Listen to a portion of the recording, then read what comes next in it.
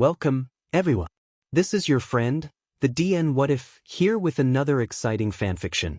Today, we're diving into the story of What If Deku Crashed the Announcer's Booth? If you enjoy this video, don't forget to hit that like button and subscribe for more fanfiction content just like this. Now, let's get started with the fanfic. Mom? Izuku was lost. Worse still, he was lost at the UA Sports Festival. He was going to miss out on the second half of the event. The boy was about ready to burst into tears from the frustration. After all the effort his mom and dad had gone through to get him a ticket. His phone had run flat about an hour in, since he'd forgotten to charge it last night looking at all the previous year's footage and spent most of the first half recording videos with it. Stupid. He'd tried to reach a lost and found he had seen earlier, but the rush of the crowd trying to re-enter the stadium after the first two events had only pushed him further away from potential help and into a section of the stadium that he didn't recognize. Not to mention, somewhere in all that, someone had spilled their drink on his clothes. What a pathetic sight he must have been. Stupid, useless Deku. He could almost imagine Kaken pointing and laughing at him. On the verge of tearing his hair out, Izuku looked around the nearly featureless hallways as he strained his ear for voices, or to come across a sign or a map or something. Thankfully, it was at this moment that someone found him. "Hey, what are you doing here, sweetie?" His head whipped around and he almost froze in place. The voice was female and soft, but behind those honeyed words carried a weight of authority. Though not any menace. 10 years as a quirkless Deku had made him able to pick that out all too easily. When he turned around, his eyes widened and he relaxed, if only a little as he recognized the owner of the voice by the hero costume she was in. "Why, you're the R18 rated pro heroine, Midnight." He managed to stammer out. The heroine grinned, and struck a pose that made Izuku's cheeks feel hot. "Yes, and you are our mystery trespasser from the looks of it." Izuku immediately started bawling. "I'm sorry. I got lost, and the crowd pushed me in here, and..." The greenet launched into his explanation at top speed, gesturing wildly as the pro-heroine paused and felt a little guilty. His innocence was apparent, in more ways than no. Bad Namuri, as was his distress. The pro-heroine walked over and crouched down in front of him, bringing both parties eye to eye. "Sure, it's okay, sweetie, I'm not mad at you. Did you get separated from your parents?" "Why yeah, Mom is sitting in section E. My phone ran out of batteries so I couldn't call her, and..." Sounds like you had a rough time, young man." Midnight pouted sympathetically, and her smile turned sultry for a moment before the heroine made an effort to bite her tongue. "Nope, not gonna go there with a 12-year-old? 13? She instead winked, and Izuku flushed an even deeper crimson. The heroine laughed, not unkindly, as she stood up and pointed further down the corridor. "I have some of my friends, other heroes, waiting down that way. I'll leave you with them for now because I'm due to announce the next event, and then during the next break. They'll make sure you reunite with your parents, okay?" "Thank you, Miss Midnight." The boy smiled, bright and brilliant and blinding. Then he stopped for a moment, before considering, and looking up at her with a determination that she could scarcely believe had been in him all this time. If you don't mind?" Izuku offered up his notebook, opened to a fresh page, along with a marker pen. Namuri smiled, accepting the notebook and pen. "Well, anything for a fan," she winked at him, before accepting both the notebook and pen from him. "So, what's your name, kid?" "Izuku, Miss Midnight. Midoriya Izuku." "Well, Izuku, I hope to see you at UA soon, perhaps in one of my art history classes." Midnight smiled, and it was only long practice that kept her poker face up as she saw the boy try to hide the little crack in his smile. Much like someone who had heard a branch break underfoot, the pro-heroine kept her expression carefully pleasant. She finished signing and puckered her lips, before briefly kissing the paper and leaving a prominent lipstick mark just underneath the signature. It got the effect she wanted. The crack in his smile and any nervousness evaporated in teenage mortification. Midnight laughed, and handed the notebook back before flashing a reassuring smile. "Oh, you poor thing. Come on, Midoriya-kun, I'll drop you off with some other pros that can keep an eye on you until we can get a hold of your parents, okay?" The boy's smile shone so bright that she swore that she was going to need sunglasses. Meanwhile, that was quite the fall you had there, young lady. Recovery Girl's smile showed a strained worry that reflected the greenette's own as she finished checking over the adult's ankle. While nothing serious, it did mean that Inko was going to be on a bed the rest of the afternoon, surrounded by chattering hero students, who were already starting to organize a betting pool on who would win the next event. Gambling is still illegal, kids. Chio barked, waving her cane around menacingly. Thankfully, the initial rush of injuries and boo-boos from the sports festival so far had already calmed to a trickle, and with the next events being one-on-one dueling, Chio had enough resources to spare for an injured guest. It just wouldn't do for a heroic academy like UA to just let one of their guests hobble around on a sprained ankle, was it? The woman who had fallen down some stairs in the post-lunch rush wrung her hands. Yes, I'm so sorry for the trouble. I was just trying to find my son, you see. Has he turned up at any of the lost and found stations? I haven't been able to reach him on my cell phone and... Don't worry, I've already sent out a message to the rest of the heroes running security at the sports festival today. Chio reassured the mother, handing the tearful lady another glass of water and setting a box of tissues on the table beside her bed. They'll report back to me as soon as they find your son, our campus security. Isn't anything to sneeze at either, so we'll track him down soon enough. Thank you, I'm just afraid. Chio smiled reassuringly. Your son will be just fine, Midoriya-san. You'll be seeing each other before you even know it. And like someone had been listening for a cue, the TV they had installed in the infirmary snapped to the announcer's booth. Present Mick's voice boomed over the television speakers as the camera zoomed in. Welcome back to the second half of the UA Sports Festival, ladies, gentlemen, and that lovely rainbow in between and beyond. Hope you had something to eat and drink. Keep that hype level up. Because here's the third event. There, center camera, two teachers and a familiar-looking tangle of green hair sat at the announcer's table, practically vibrating in his seat from sheer excitement. Chio blinked. Speak of the devil. An adorable devil that was practically glowing as Eraserhead leaned slightly away from the booming mic, and he shall appear.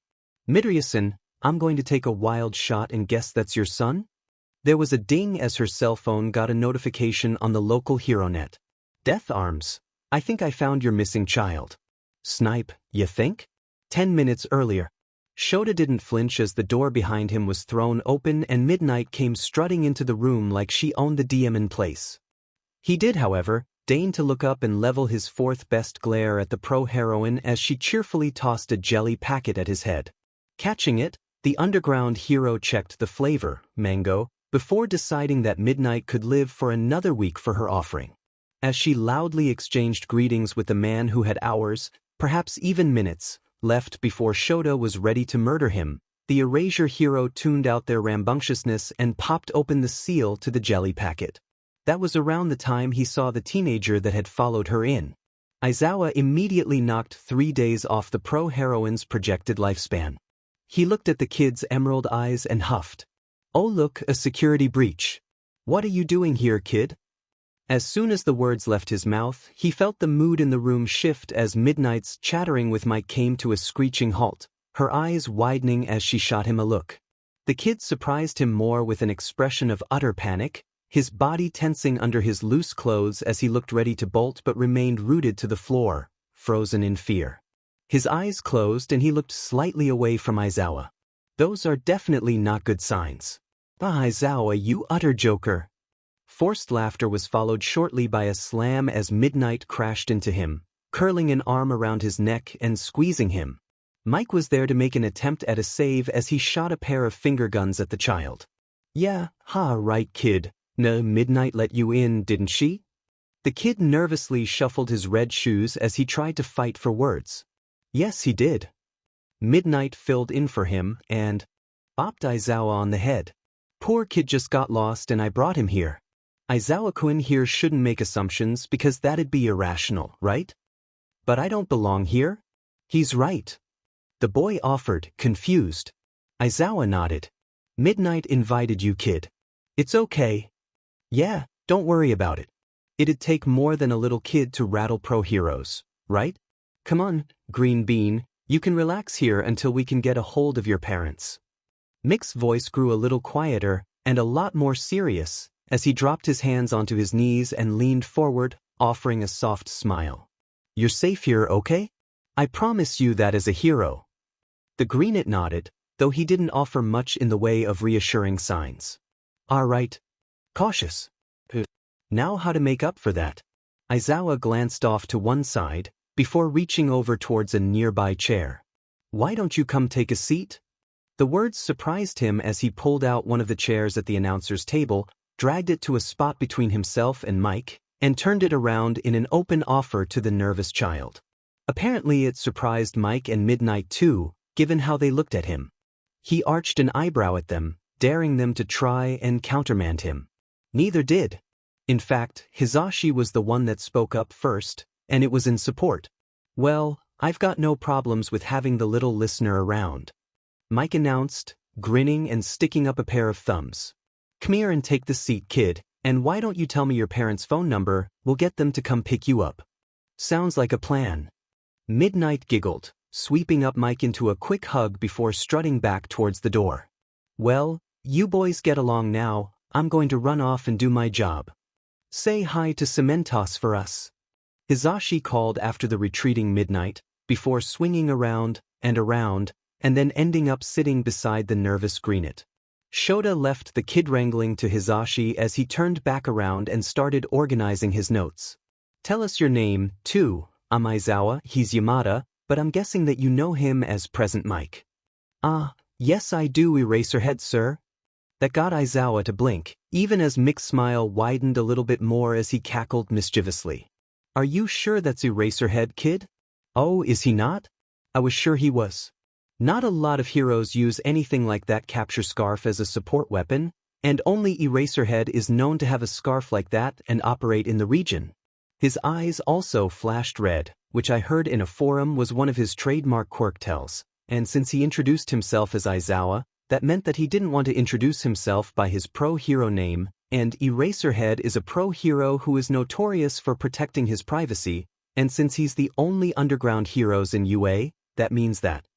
The boy's ramble suddenly stalled, his eyes widening. Oh, you didn't want to tell me you were Eraserhead because of your privacy. I'm really sorry. Eraser no, Aizawa-sen's no, Aizawa-san. Mike dissolved into amused cackling as Aizawa pinched the bridge of his nose. That set off the greenet's apologies into high gear, and as his face slowly reddened from the embarrassment, Aizawa couldn't help but feel like he shared in some of it. Before he could open his mouth, though, Mike waved his arms frantically as he tried to take control of the conversation and forestall any further self-flagellation by the kid. Look, kid? What's your name again? I can't keep calling you kid, we've had a whole conversation. I'm Midoriya Izuku. Please take care of me. The kid's bow was formal and a little stiff, but at least he was talking good old social conventions being the fallback of all fallbacks. Aizawa and Mike bowed back. Aizawa Shota, pro-hero Eraserhead, pleased to meet you. I'm impressed at your deductions. Aizawa returned formally, although his capture scarf was hiding an amused smile. If only half the kids in my class were that observant. Ooh, that's a pretty high compliment coming from Eraserhead, laughed Hisashi. Hisashi Yamada, the voice hero, Present Mike. Midoriya perked up. Hisashi? Hey, my dad's name is Hisashi. This immediately distracted Hisashi. Oh really? Cool, can I meet him? I haven't met a name buddy in so long. No, I'm sorry but he's in Europe right now, only my mom is here. Mike didn't sound too defeated, though, as he started opening and closing drawers, rummaging around in them as he tried to find something. Speaking of parents, though, hey, little listener, what kind of phone do you have? We've got some charging cables in the drawers here, so. Aizawa tuned out the following shenanigans as he went to his phone and checked the time. Heads up, Hisashi, they're going to start the next event in 20 seconds. Phone call will have to wait. Right? Hey, I found a bunch of chargers here, why don't you see what fits your phone, Midoriya-kun? Thank you. Midoriya reached into his pockets and pulled out a dinged, older phone. Ooh, cool, I used to have that same mode dash. Mike, focus. Hissing at him like they were sitting next to each other in Class 1B again, and he could almost see the punishment laps about to be dished out. We're live in 5 seconds. Mike let out a quick hiss of disappointment and nodded. Please, Zawa? Let's get shaken, kid. He breathed in a deep breath as Izuku watched on, hands clenched, waiting, his seat rattling. Aizawa hid a smirk as he pointed out the broadcast button. I think Mike wants you to press that button for him, Midoriya-kun. Izuku, grinning, reached over and did so right before Mike belted out a greeting at near full volume. Meanwhile, in suburban Mizudafu. Wait, what the hell is you doing there? Alright folks, thanks for the warm welcome back for our competitors this afternoon. Now, who's ready to find out what we've got lined up for our second years? The crowd roared, excitement crackling through the air, the windows of the announcer's booth rattling as the audience cheered and hollered. For the third and final challenge, we've got one-on-one battles. As Shota sat back and let Mike go over the rules of how the elimination tournament would go and then go on to draw the initial pairings, he finished his jelly packet and... Watermelon? Aizawa examined the packaging. Yes, it was mango. So why could he smell watermelon? He wasn't having a slide, was he? Wasn't that burnt toast? Why was it specifically burnt toast? Eraserhead sniffed the air, ping his head first one way then the other before turning towards the green-haired guest. Hey, kid, do you smell watermelon? Oh, that's me. He admitted shamefully. I bumped into a man and he spilled his drink on me when I got lost in the rush to get back into the stadium. It was watermelon flavored. Sorry. Aizawa nodded and made a dismissive gesture towards the mango-flavored packet of jelly he had just finished. No, I was just wondering why I smelled something other than mango.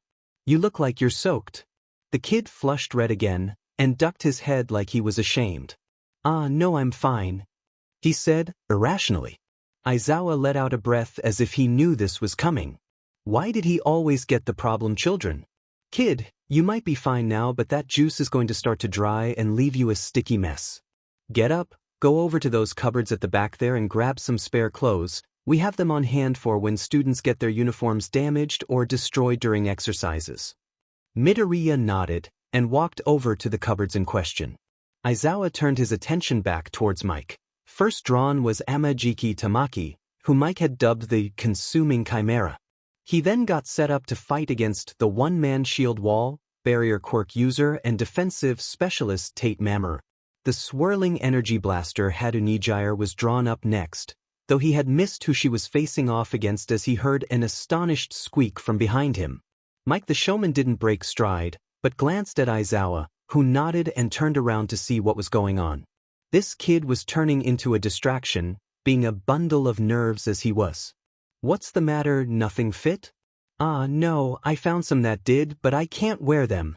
These are UA gym uniforms. Not to mention they're the 4th revision type that only came out last year, so these must be new, too. I mean, I'm not even a student here. I don't deserve to wear these, not to mention that these uniforms are so expensive as WL-. Aizawa fixed him with a stare. Midoriya, we had several giant robots get blown up in the second round. Each of those costs UA upwards of 5 million yen in raw materials and off-the-shelf components alone. Both rounds resulted in several students needing new sets of gym uniforms anyway. Not to mention how they get damaged over the course of a school year.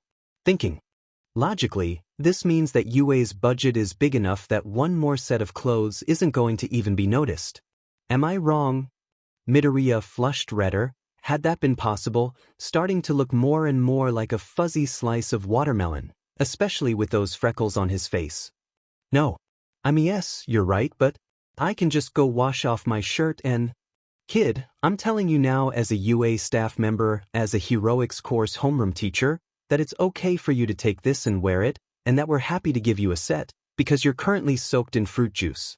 It would be pretty unheroic of me, as a hero, as a teacher, and as a representative of UA, to not try and make you comfortable while you're a guest here on the campus. The boy looked pinched for a moment, before relenting, bowing and promising, I'll make sure to return them later. Problem child just won't give up, will he? Aizawa found himself closing his eyes and counting to 5 as he conceded the point. Please just go and get changed. There's a locker room just down the hall to your left. You can get cleaned up and changed there, okay? The boy hesitated one more time. If you're sure. Yes, I am. Now, please go before we miss the first match. Eraserhead didn't quite let out a sigh of relief when the kid finally snatched a medium-sized uniform set and all but sprinted out the booth and into the hall.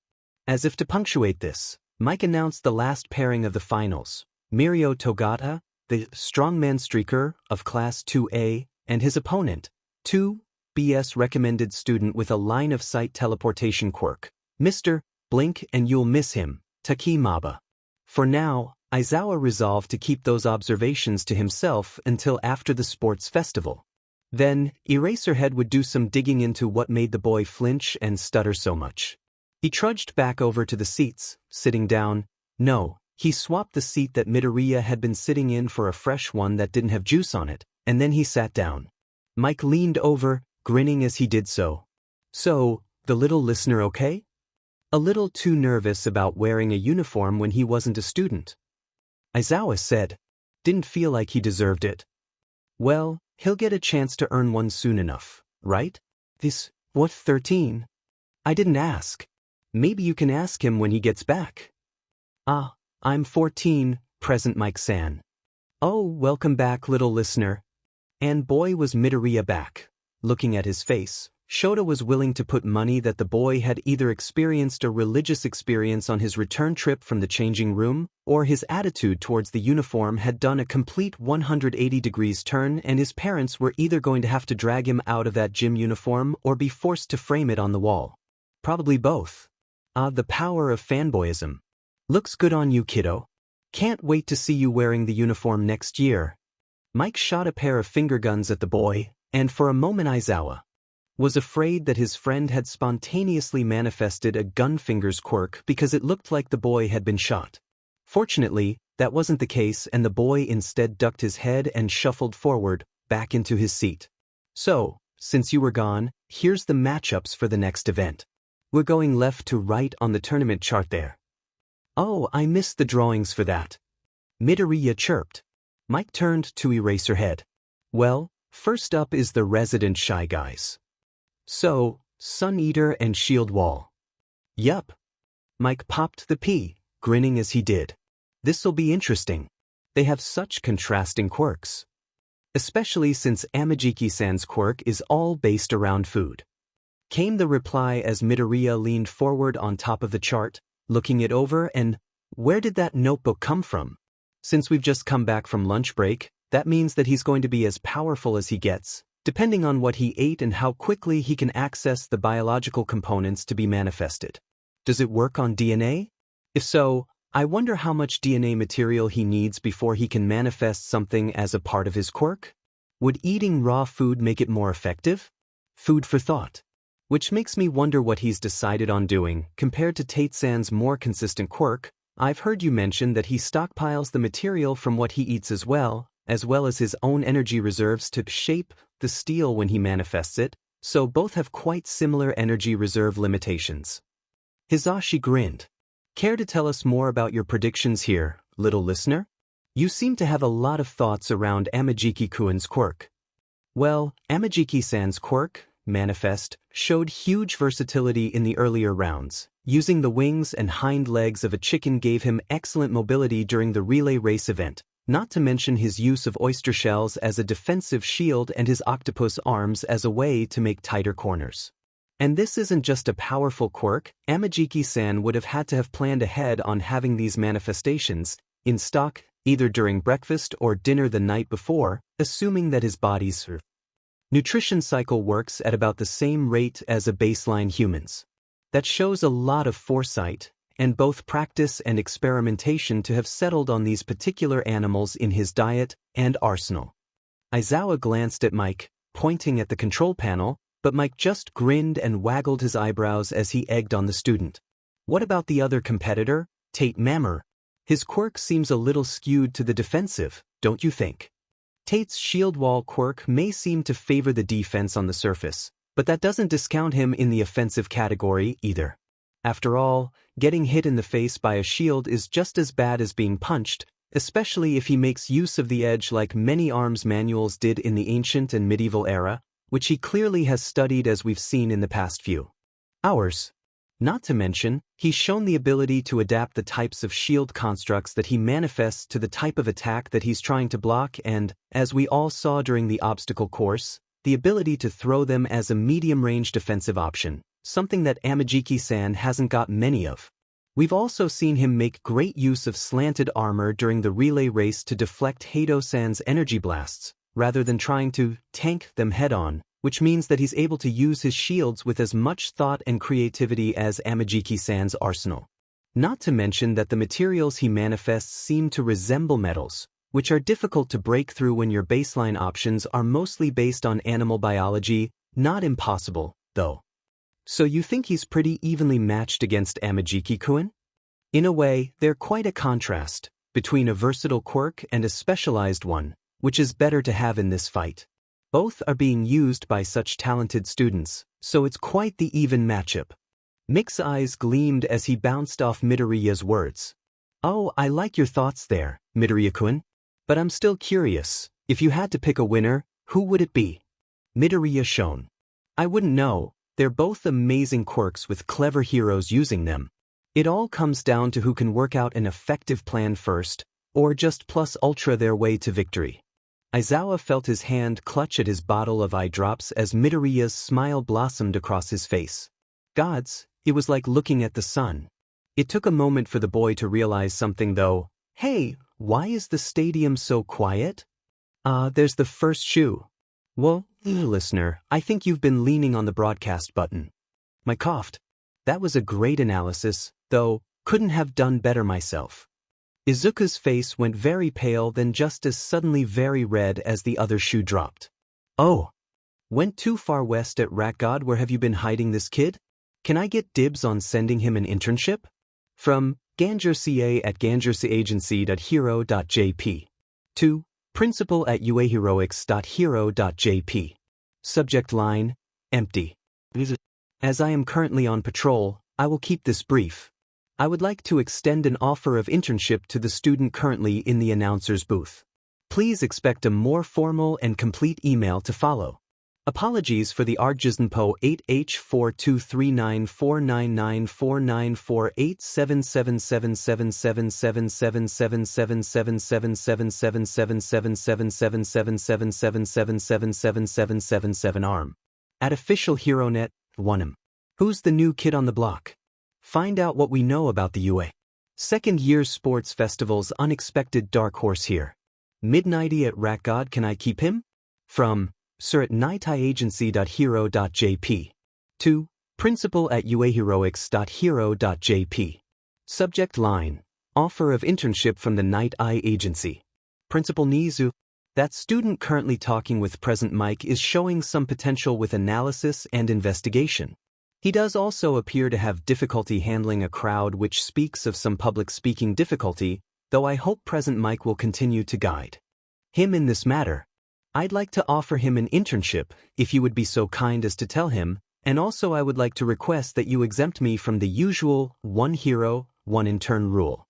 If not, Bubble Girl has expressed an interest in taking on her first intern, and I believe they will be well suited to each other as both have similar analysis specialization.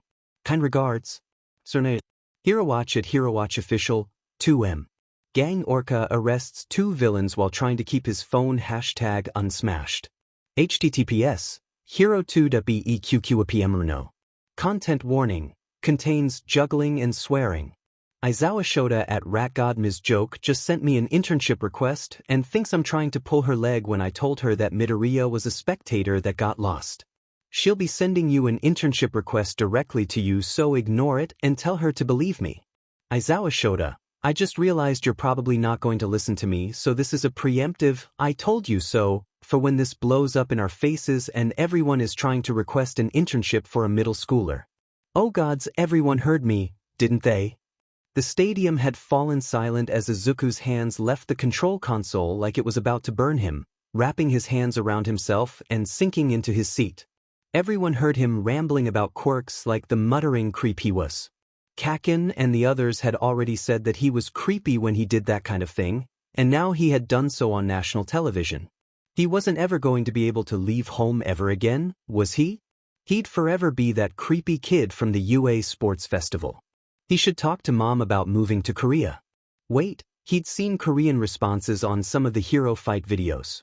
They'd know him too.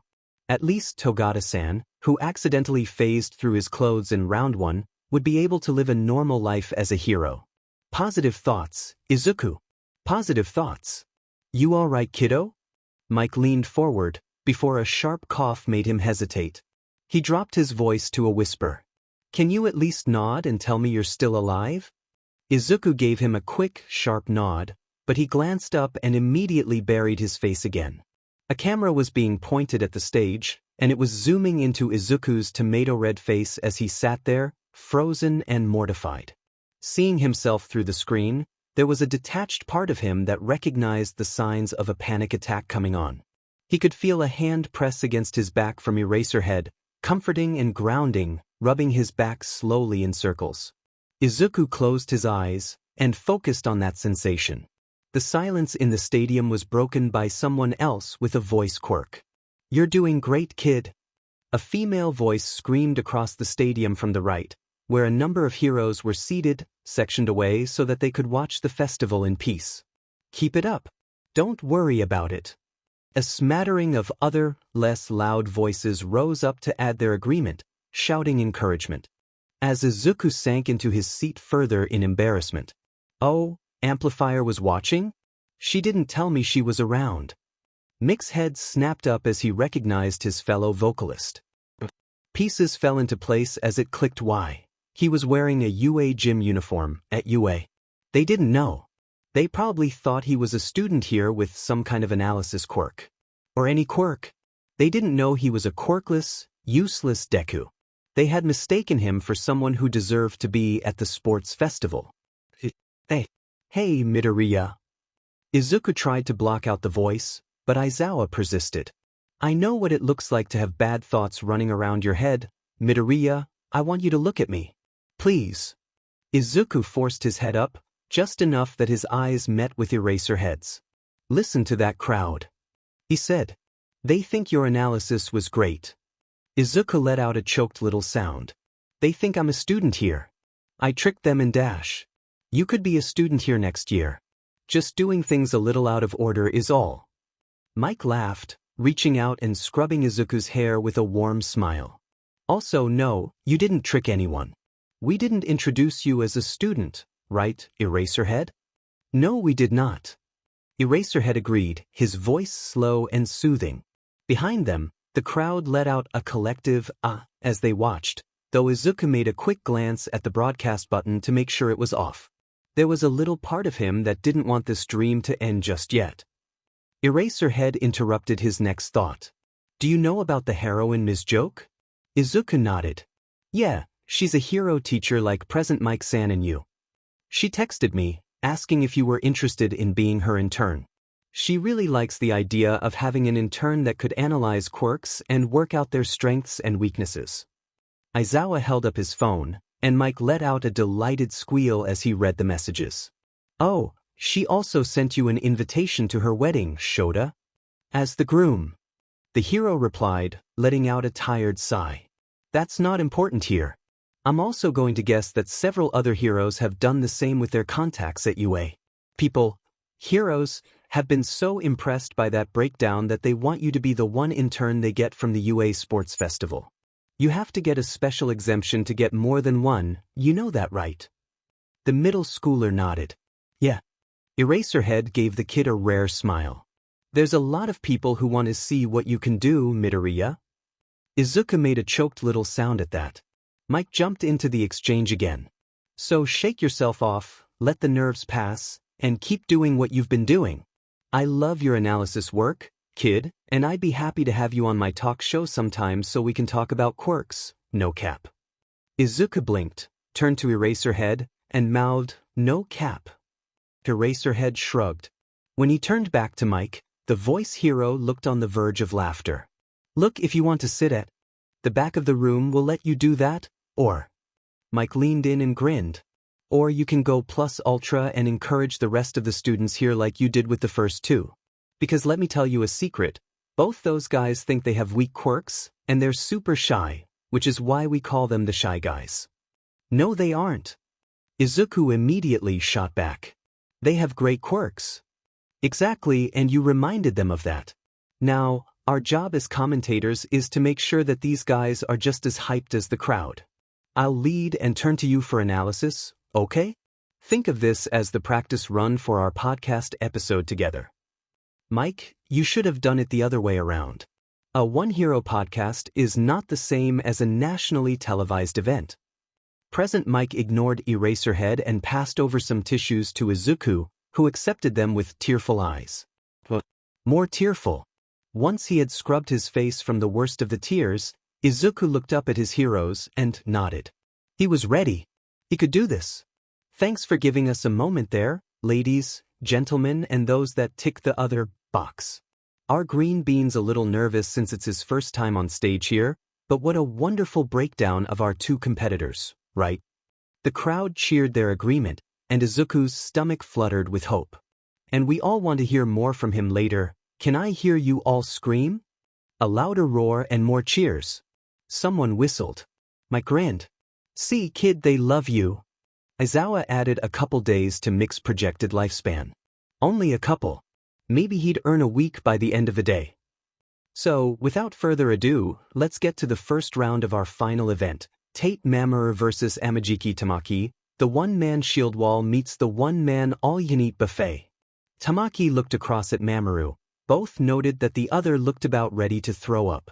So many people. Heroes in training are. Ready? Midnight, take it away. You have got to be kidding me. Calm down, calm down. Masaru sighed as he helped his wife wrestle down Katsuki, preventing him from blowing up anything more than the cup he had been holding. But that shitty nerd. That dim Deku is. Arg. The screaming continued, incoherent, as the first contestants clashed. Bees at Be Happy Be Safe, 6M. At official HeroNet, like seriously, who is this kid? I spent 4 minutes reading through your article, which TLDRs is, we don't know either. Does anyone have a time travel quirk? I want my 4-minute back. Hashtag UA Sportsfest. Nekanini at Nico Nico and I, 5M. My cousin is in the business course at UA and he says they know he isn't one of the 2A and 2BS students, so this kid didn't come from the hero track. Maybe he's from the support course with an analysis quirk of some kind? Hashtag UA Sportsfest, hashtag GoGreeny. Nizu had several phones. He had one pair dedicated to hero work, listed as his contact numbers on the National Hero Registry. Heroes could contact him through either of these phones, not two. Mention representatives of the HPSC and Japanese government. Since the start of the sports festival, those had become functionally useless as requests and emails flooded the phone's notifications so that it resembled a slot machine more than a personalized newsreel. Another pair were related to his work as the principal of UA. Again, heroes and government agents would contact him as the principal rather than as the hero, and other school-related contacts, such as, unfortunately, the head of the board, were able to get through to him via the second phone, which rarely saw any meaningful traffic, but the idea that you could call up the UA principal was enough to soothe a certain breed of human. The second was simply for internal staff, including the teachers' group chat. Both phones were similarly incapacitated, for similar reasons as the first, asking about various students during the sports festival. One green-haired boy in particular, which left him with the last of his phones, one he kept for personal use, only a very select handful of people, and one very, very bored young man in Hokkaido who had texted his phone number neighbors and had gotten a reply from the principal of UA, knew how to get in touch with him through that phone. Currently, that particular phone was the one he was using, the rest had been tossed into a drawer and forgotten about, where they rumbled like a hive of angry bees, and didn't that light up certain primal parts of his brain. Opening another social media app, the principal of UA continued scrolling as laughter began to bubble up to the surface. Diggy diggy hole at Rat God Boss. Who the hell is that in the booth with Eraser and Mike? I have people asking if he's a support student of mine, and he's not. Pro Hero Hawks at Hawks Official, 9M. @U_official, is it okay to put kid in the announcer booth under name, because I don't actually know his name? #UA Sportsfest. Attachment. Picture a half-completed internship application offer form with the student's name filled out as kid in the announcer booth. Pro Hero Mirko @Mirko 5M. @Hawks official, what is your bird brain but actually going to teach the kid? He looks like an analysis specialist, and I know you can't analyze if your own front window is open or not. Attachment. Video security camera footage of Hawks slamming through a closed window. Cut to a second camera angle showing him skidding across the floor and into a swimming pool. Hawks thrashes in the pool for a few seconds before realizing that it's shallow enough to stand up in. Pro Hero Hawks @Hawks official 4M. @Mirko, that clip was from my internal security cameras. How did you get that footage? Delete that now. Pro Hero Mirko @Mirko 4M. @Hawks official classified. Attachment. Picture Bugs Bunny smiling smugly at the camera. Pro Hero Hawks @Hawks official 3M. @Mirko, hey, remember that time I visited your agency? You had a nice fridge full of carrots there. Would be a pity if something were to happen to it.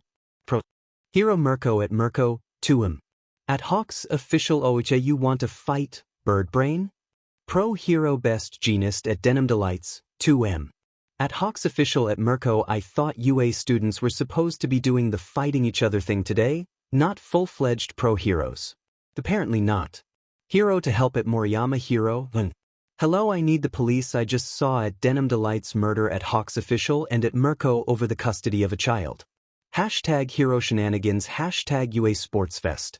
Midnight finished her countdown, and both hero students reached for their quirks. And they're off. Whoa, look at this. Take-kun's going to have to hold his ground as Amajiki-kun strikes first with a giant crab claw. Look at the size of that thing. Shield Wall has whipped up a big round shield there, deflecting the blows. Sunny Ader's using his superior range to make a few quick attacks, but Take-kun's holding him off. With that initial clash, it seems like our students have decided to back off and feel each other out here. Come on, you two, it's a pretty straightforward situation, just fight. Mike was practically bouncing in his seat as he watched that action unfold, and Izuku's hand gripped his pencil tightly as he took notes. Aizawa, meanwhile, seemed less than impressed at preset Mike. Mike, let them go at their own pace. Yeah. Oh, looks like Tate's taking the initiative and stepping forward here, and he summoned a big ol' shield in his hands. Mike whipped around in the room, fast enough to scare Izuku, before he pointed both of his pointer fingers at him. Kid, analysis. Izuku's head snapped up as he glanced out at the monitors showing full 8K resolution imaging of the clash between the two Hero Corps students, and SEE in a breath. He can do this. Tate-san has summoned a large round shield, which looks to me like a Greek-style shield. These shields were found in phalanx formations in ancient times, though those are normally made of wood, but Tate-san's shields are far tougher in terms of material.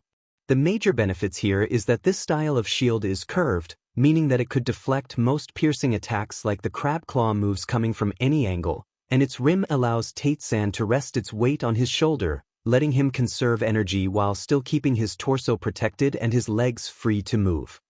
That's right, kiddo, and while it might seem to be a passive decision, we can see that his right hand is free, leaving it open to summon more shields. Mike finished Izuku's thoughts, patting him on the back discreetly. Well done. So Amajiki-kun's gonna have to think of something to answer for that, won't he? Mike prompted the green-haired caster. Yes and no. Amajiki's use of a crab claw is a well-thought-out answer to shields. The jagged pincer would mean that he could grab and pull away a shield that'll force his opponent to let go or be dragged across the ground. If he lets go, this opens up Tate-san to follow up attacks or force him to expend more energy resummoning shields. However, it may be better to let him keep his shields, since Amajiki-san doesn't know what kind of shield Tate-san will summon next. It means that his opponent is more predictable. Aizawa cut into the conversation now. Not to mention that these two have been in the same class for over a year now, and both are quite familiar with the other's fighting style. Their caution is telling of how much each student respects the other's abilities. Or that the shy guys were too nervous to properly engage, but he'd give them the benefit of the doubt. Instead, though, Tate suddenly lowered his shoulder and charged forward, his other hand summoning a shield as his left flicked aside the snap reaction stab with a crab claw. Tate swung his right arm backwards, before throwing a rising right hook with the much lighter-looking kite shield he held in his hands, punching upwards and cracking the crab arm at its elbow. Mike and the rest of the crowd roared in approval. Wowie, look at that! Tate-kun goes on the offensive, breaking Sunniator's crab claw at the weak point. Amajiki doesn't look fazed, he's already grown several squid arms and he's putting those suckers to great use. Kid, hit me again. Midoriya jumped up in his seat, straining to get a better look as the gladiators clashed once again. There's a number of squid arms there, and he's controlling them all independently. Amajiki-san's body doesn't normally have so many limbs, so this shows just how much practice he has done with the squid manifestation.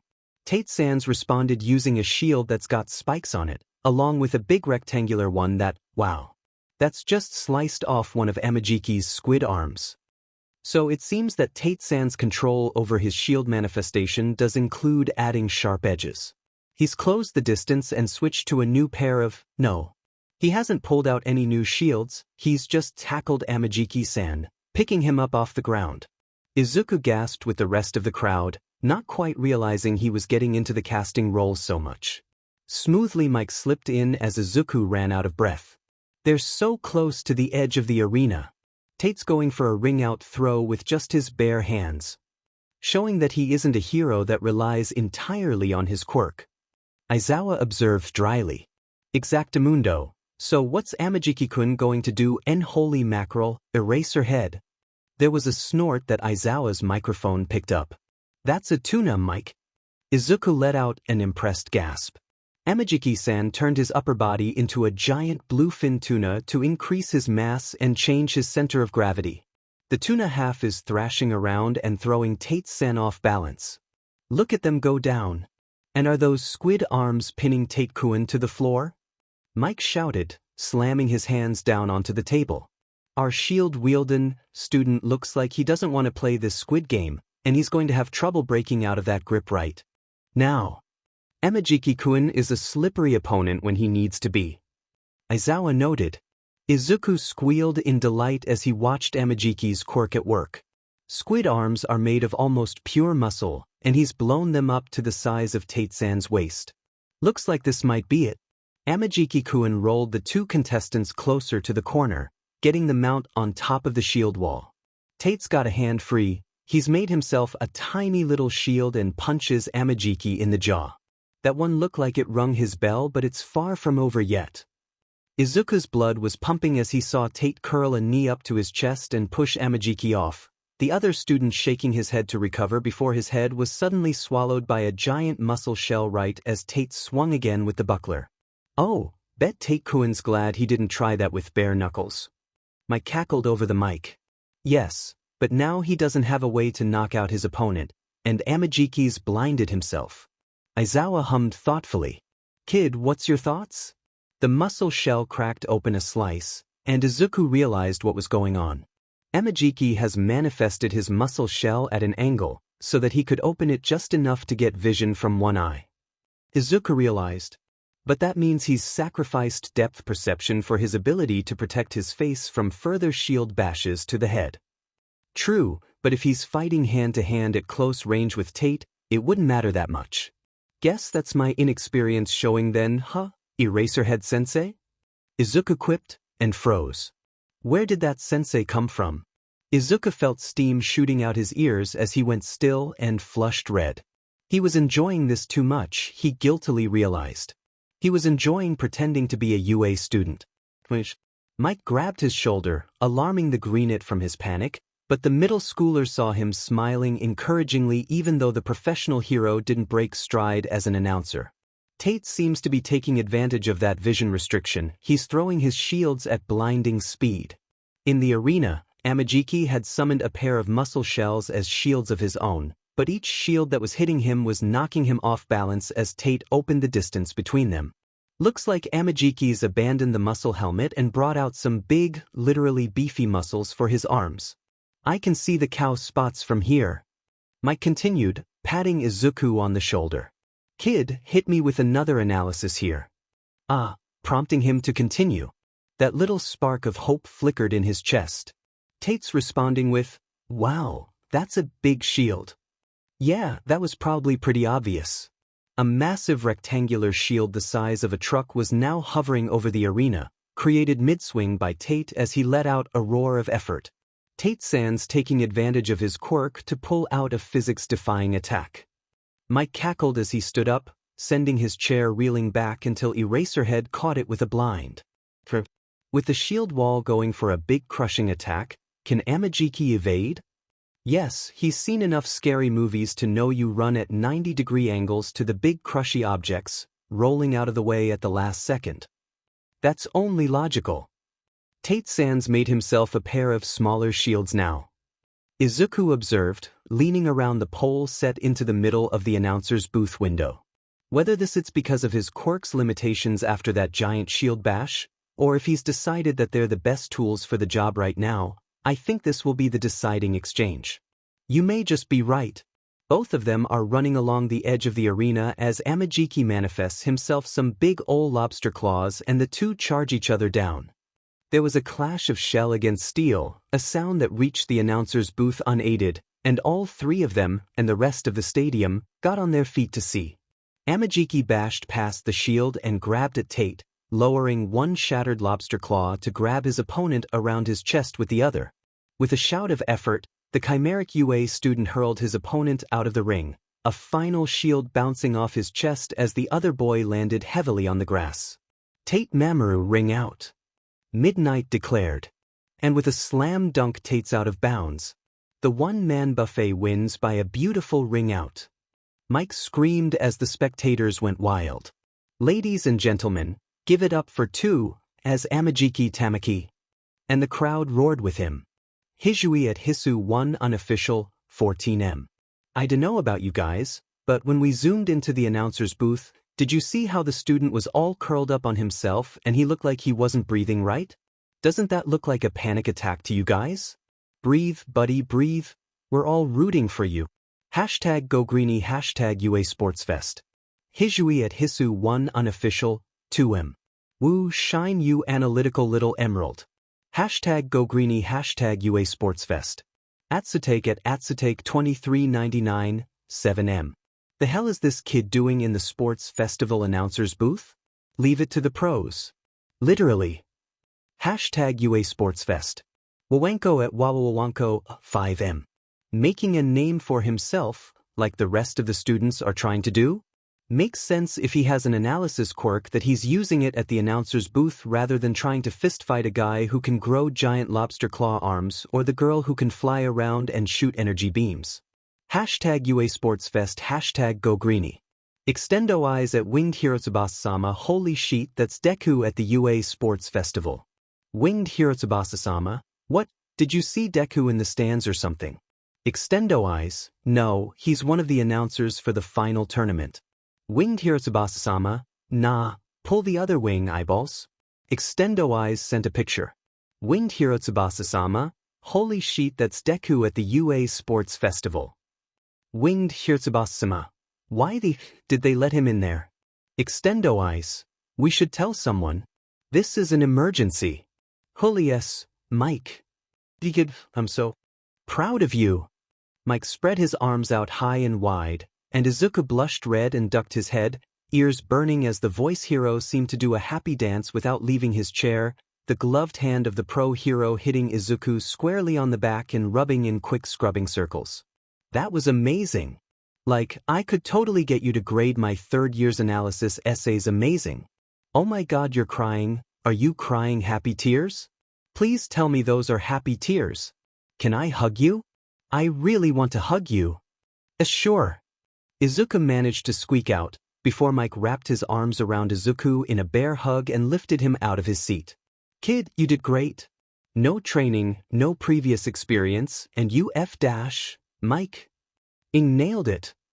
Whatever he was about to say next was cut off by Aizawa reaching across the booth, around Izuku, and cuffing Mick's ear, causing the excitable voice hero to yelp in surprise. Mike, stop swearing in front of the kid. The erasure hero growled slowly, menacingly. It honestly wasn't that bad compared to Kakin, but Izuku figured that they wouldn't know Kakin. Yes sir, Mr. Eraserhead sir. Hizashi squeaked, and Aizawa sighed as he sat down and pulled open a drawer. You want some water, kid? We got other drinks too.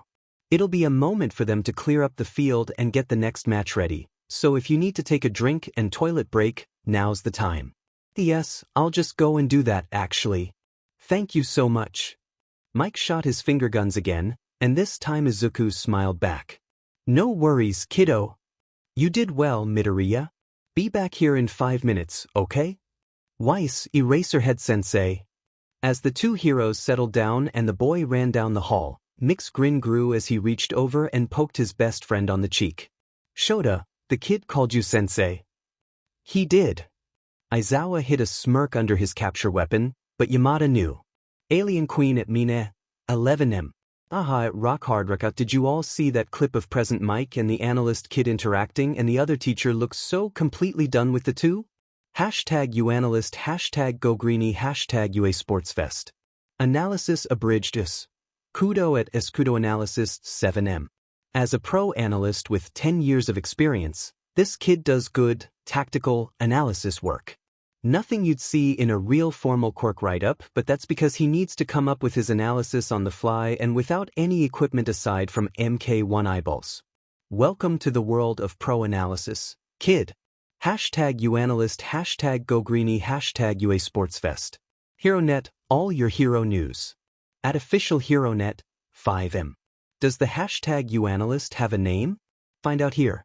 #UASportsFest, #GoGreeny. Bees at Be Happy Be Safe, 2M. Oh no you don't, at official HeroNet. I'm not falling for this again. Tada, sure at Tadashi H4M 4D4, 1M. At Be Happy Be Safe, thank you for the warning, kind person.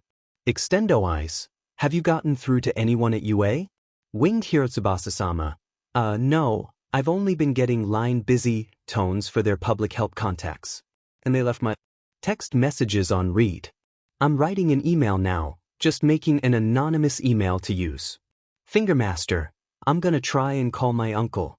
He says he works for the HPSC, but he isn't picking up right now. Winged Hirotsubasa-sama, should we go to the police in the meantime then? Inko was handed another tissue by the UA second-year student currently sharing the couch with her. Now that her sprained ankle had mostly healed, she had bid Recovery Girl goodbye, though not before begging her for an autograph she could pass on to Izuku later, and had fallen under the care of Sakurai Hinako of the second-year general education course. The tall girl had volunteered to wheel her around in one of the wheelchairs to a student common room where they could watch the sports festival on something more comfortable than bleachers. The green-haired mother had ended up sharing a couch with 2 other students. You must be so proud of your son, chirped Akizuki Subaru, a Hero Corps student with a duck wing mutation on her back. I would have loved to have had his help in our analysis assignments. He'd totally ace them when he gets into UA. Oh man, does anyone know a time traveler that could help me meet Midoriya-kun a week ago? We had a nasty assignment to start the year with Eraserhead. Kahaku-chan hadn't given her last name when introducing herself, but the bee-themed girl had also sprained an ankle during the first round, and had gathered here to take it easy and watch the rest of the event with other contestants eliminated in the first round. Yeah, Aizawa-sensei is usually pretty tough, but it looks like he's really getting along with your son, Midoriya-san. A pink-haired first year, Fuwa-san, wasn't it? Laughed as she settled into her older sister's hug a row behind Inko. Yeah, and so is Mike-sensei. Akizuki beamed. Zuki, everyone gets along with Mike-sensei. Laughed another. A girl with seafoam-colored hair tapped her chin thoughtfully. Except villains. Well, yeah, who gets along with villains though? Other villains. Another boy shouted from the other side of the room. Not always, dumbass. Don't you remember that report paper we had to do about intergang fighting? A Hero Corps student barked back. Now, kids, let's not start any more fights, okay? Inko made a placating gesture as the kids remembered themselves and settled down. Aye, Midoriya-san. Sorry about that. Yeah, let's leave the fighting to Togata and Taki. The stern-faced class president of 2A announced, her voice firm as she adjusted her glasses. And leave our honored guest in peace. Class Presdano, you're being too loud. The voice of Inko spoke. Inko blinked. Had she said, no she didn't, did she? Oh, I am so sorry, Midorius. Why, Kin, stop mimicking our honorable guest's voice. The mimicry Quirk laughed as she ducked under the president's grab, and Inko joined the students, her tears renewed by laughter. But her pride in her son remained. From Tsubasa_G24 at aldramiddle.school.jp. To Principal at uaheroics.hero.jp. CC, Admin at uaheroics.school.jp, Staff Mailbox at uaheroics.school.jp. Subject line. Urgent important alert. To whom it may concern. I'm writing today concerning Deku, real name Midoriya Isizuku, who is the imposter currently in the announcer's booth at the UA Sports Festival. I don't know how he managed to break into UA, but he probably used the large crowds to sneak in and steal a UA uniform. He is not a student at UA. He goes to Aldra Middle School. He is a quirkless. Kindest regards. Benefactor. Winged Hero Tsubasa-sama. Oh sheet, I used my school email address instead of the anonymous one. Fingermaster, ha you idiot Tsubasa. Winged Hero Tsubasa-sama at everyone. Does anyone know how to delete an email? Extendo eyes, I wonder what Bakugo's up to. He usually replies when we tag him. Winged Hero Tsubasa-sama at King Explosion Murder? Mitsuki honey? I'm afraid that was the last of the duct tape. On the ground, Bakugo Katsuki thrashed around in his rather easily containable rage. Let me go. We'll let you out when you calm down, brat. Growled the Bakugo matriarch. Now tell me, what did you mean by Deku? Principal Nizu played back the security camera footage from the announcer's booth as he continued to make notes. Clearly, the boy was adapting to the role move upon him, meeting the challenges he was facing with the plus-ultra attitude that his school held up as a core value. An email chimed in, and Nizu saved it. Looks like the tentative scholarship offer was already finished. He saved it with a smile. Miss Shimike's was a magnificently efficient secretary. He fired off a quick thank you email, and contemplated his second screen upon which sat every piece of publicly available information that he could pull up on one Midoriya Isizuku, starting from the personal information that he had provided as a part of his sports festival ticket purchase.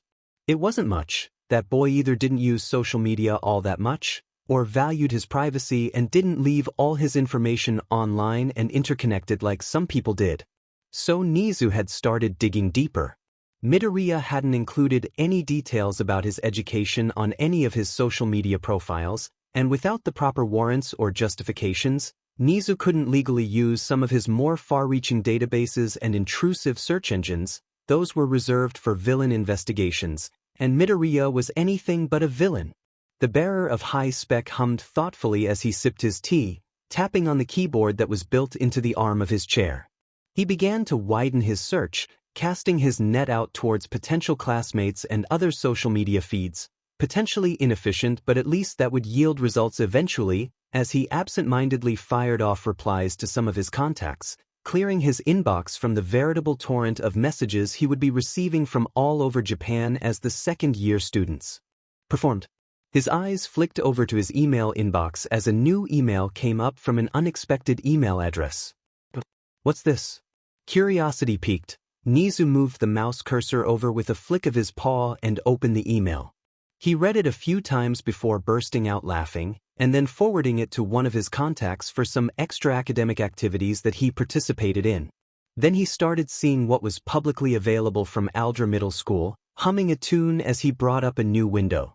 From Principal at uaheroics.hero.jp to tanuki.dropbox.355 at deepspation.com. Subject: Stardust 14-7. Look into this, please. Attachment: female. When to first. Alright, so I call dibs on the green kid, okay? The record. Midnighty at RatGod. I want it on record that I saw him first. Yeah, I want him on my radio show. When to first. Okay, so he can intern with me then do your radio show. You only need him for one night, don't you? Yeah, wait sheet, you're right. Swear Jarbot has deducted 100 yen from Yia's next paycheck. Reason: swearing. Yia, hold on, when did we get a swear Jarbot? 13. Last week. Yeah, F-, is that even legal? Swearjarbot has deducted 100 yen from Yia's next paycheck. Reason, swearing. Yia has changed their nickname to No. Izuku stepped out from the bathroom as he fussed over the sleeves of his UA gym uniform, dabbing the wet patches where water had splashed from the sink onto the blue material. His UA gym uniform. Had he only been wearing this uniform for 20 minutes? 15? It felt like it had been longer than that. It had felt like he belonged in one now. Oh boy, you're already getting attached, Izuku. He chided himself, smiling ruefully as he used tissue to dry off the wet patch on his sleeve. The greenet walked back towards the announcer's booth, feeling light as he thought about the events that lead up to him being here. Had it really been only half an hour? 45 minutes? It would be easy to say that his entire world had been flipped completely on its head by midnight finding him, and all the events that happened after it. The inner hero fan was still squealing in delight at everything that was happening to him, but another part of him was sadly counting the seconds until this dream was over. He closed his eyes, breathing in and out. There was a third part of him that pushed him to do his best and continue dreaming. Because maybe, just maybe, if he did make the most of it, the dream could continue. Oh, I was wondering when I'd run into you. Izuku froze in place, turning around to see a man in a hero costume, a broad Stetson-like cowboy's hat with a roughly S-shaped buckle protecting his forehead, his face hidden behind a tan gas mask, red cloak, a huge revolver at his hip, and knee-high boots with stirrups. Ah, you're the gunslinger hero, Snipe. That's right. Midoriya, right? I got your name from Miss Midnight. He chuckled. Shall we walk and talk? Figure you'd be headed back to the announcer's booth, ain't you? That's right, sir. Oh gosh, a pro hero remembered his name. His hands dug into his pockets and pulled out his notebook and marker. Do you mind signing this? The gunslinger hero let out a snort but reached over to take the notebook anyway. No problem. By the way, I wanted to pass on the word. Your ma's sitting with the second-year kids in one of the common rooms. She knows you're safe. Oh, that's good to hear. Thank you so much for telling me. Izuku bowed and found a hand ruffling his hair. Surprised, he looked up to see that Snipe had reached over to give him a head pat. You're a good kid. Snipe laughed, handing the notebook back to him.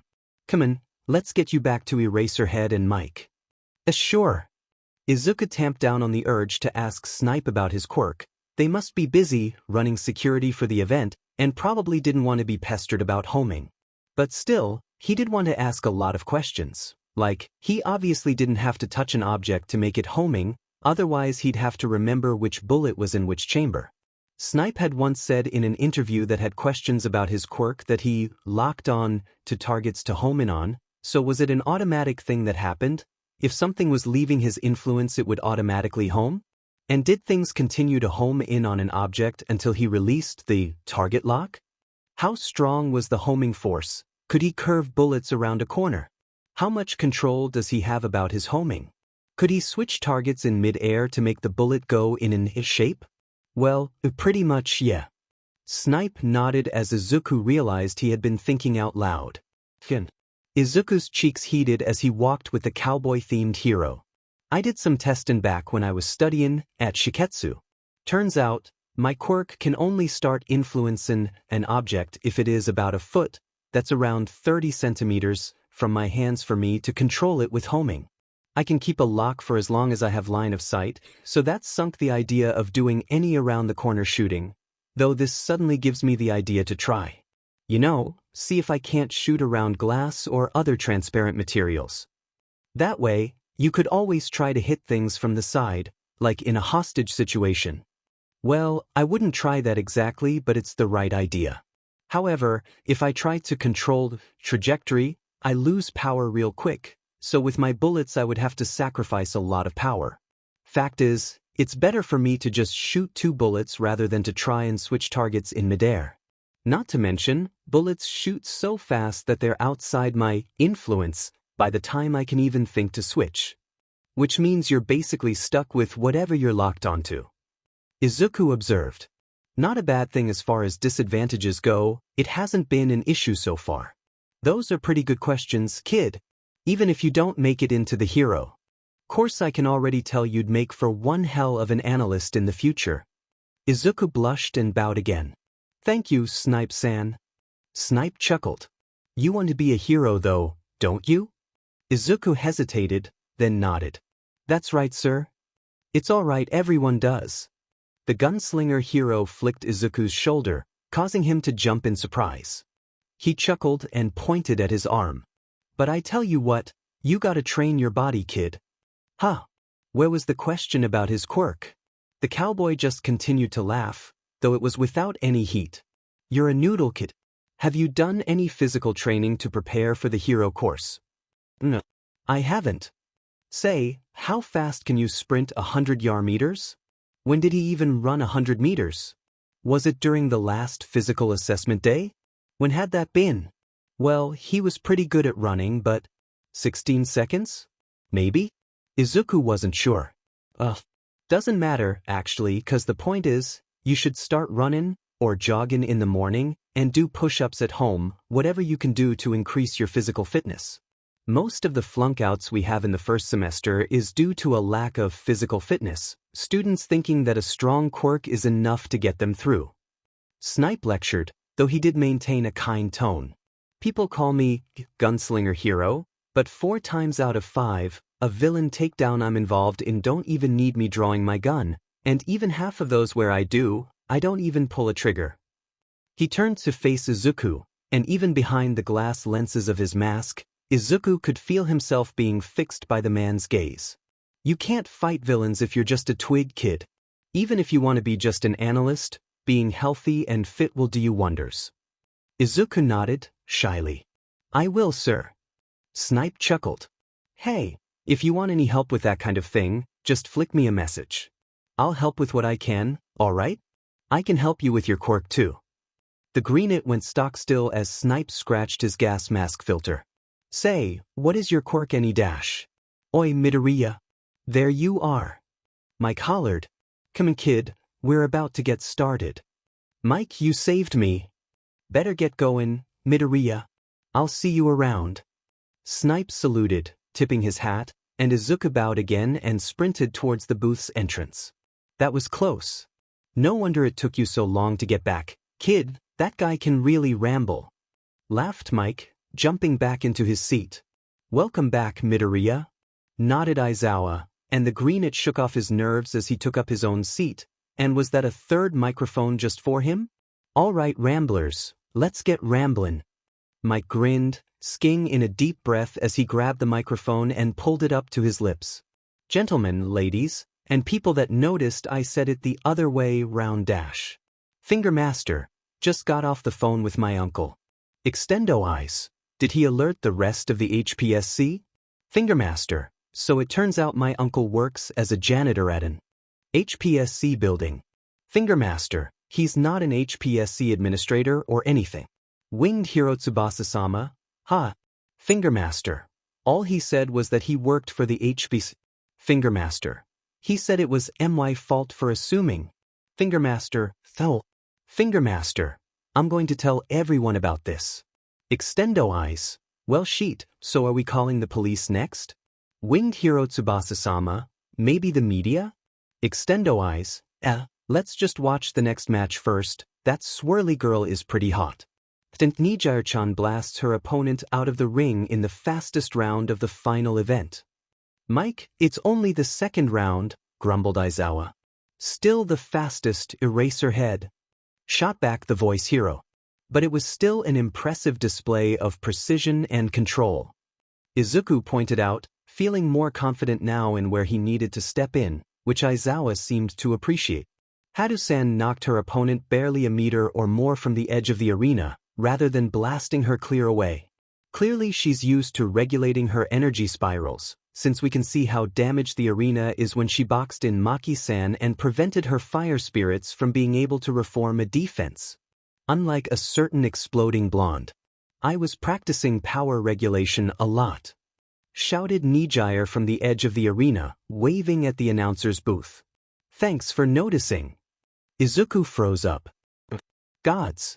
A girl was talking to him. Aizawa saved him from having to respond, tapping his own broadcast button. Thank you, Hadu. Please clear the field so Cementos can fix it up. All right. Izuku didn't react even when Mike reached over and poked him on the cheek with a pointer finger. Kid, you alright? He hissed. The green-it was still blue-screened. Well, that don't look good. Mike said unhelpfully. Eraserhead looked him over and then shrugged.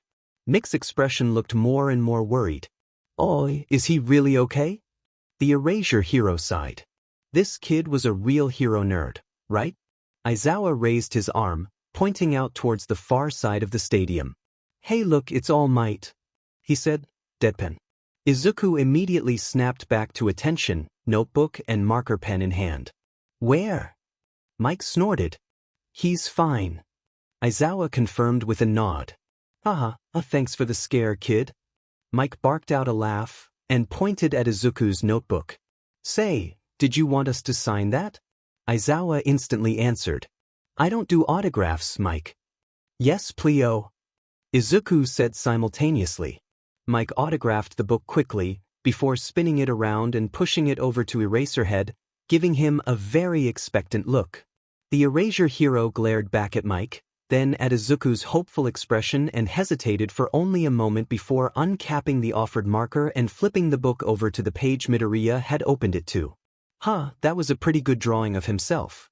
He saw writing though, talking about his costume, and especially his capture scarf, noting how its use didn't seem to rely on his quirk, and that even a quirkless person could use one with enough skill and practice. Which was entirely true, but he felt like that observation was important. Eraserhead signed the book after chewing on his lip for a moment, before passing the notebook back to Izuku. The green-it he quickly stepped out again, his adequately charged phone dialing his mother. As he did, Aizawa pondered. Why did Midoriya's notes mention a quirkless person using my capture scarf, specifically? The buzz of his phone, with an echo from Yamada's, interrupted his thoughts. He shelved it for later as he opened up the teacher's chat. Rat God. Well, we already do have the facilities to, well, facilitate a competition. 13. It sets an unhealthy precedent, not to mention it'll be resource-intensive for little gain. Inui, I'm just saying it'd be a perfect way to sort out who can take on Midoriya-kun as a mentor, right at everyone?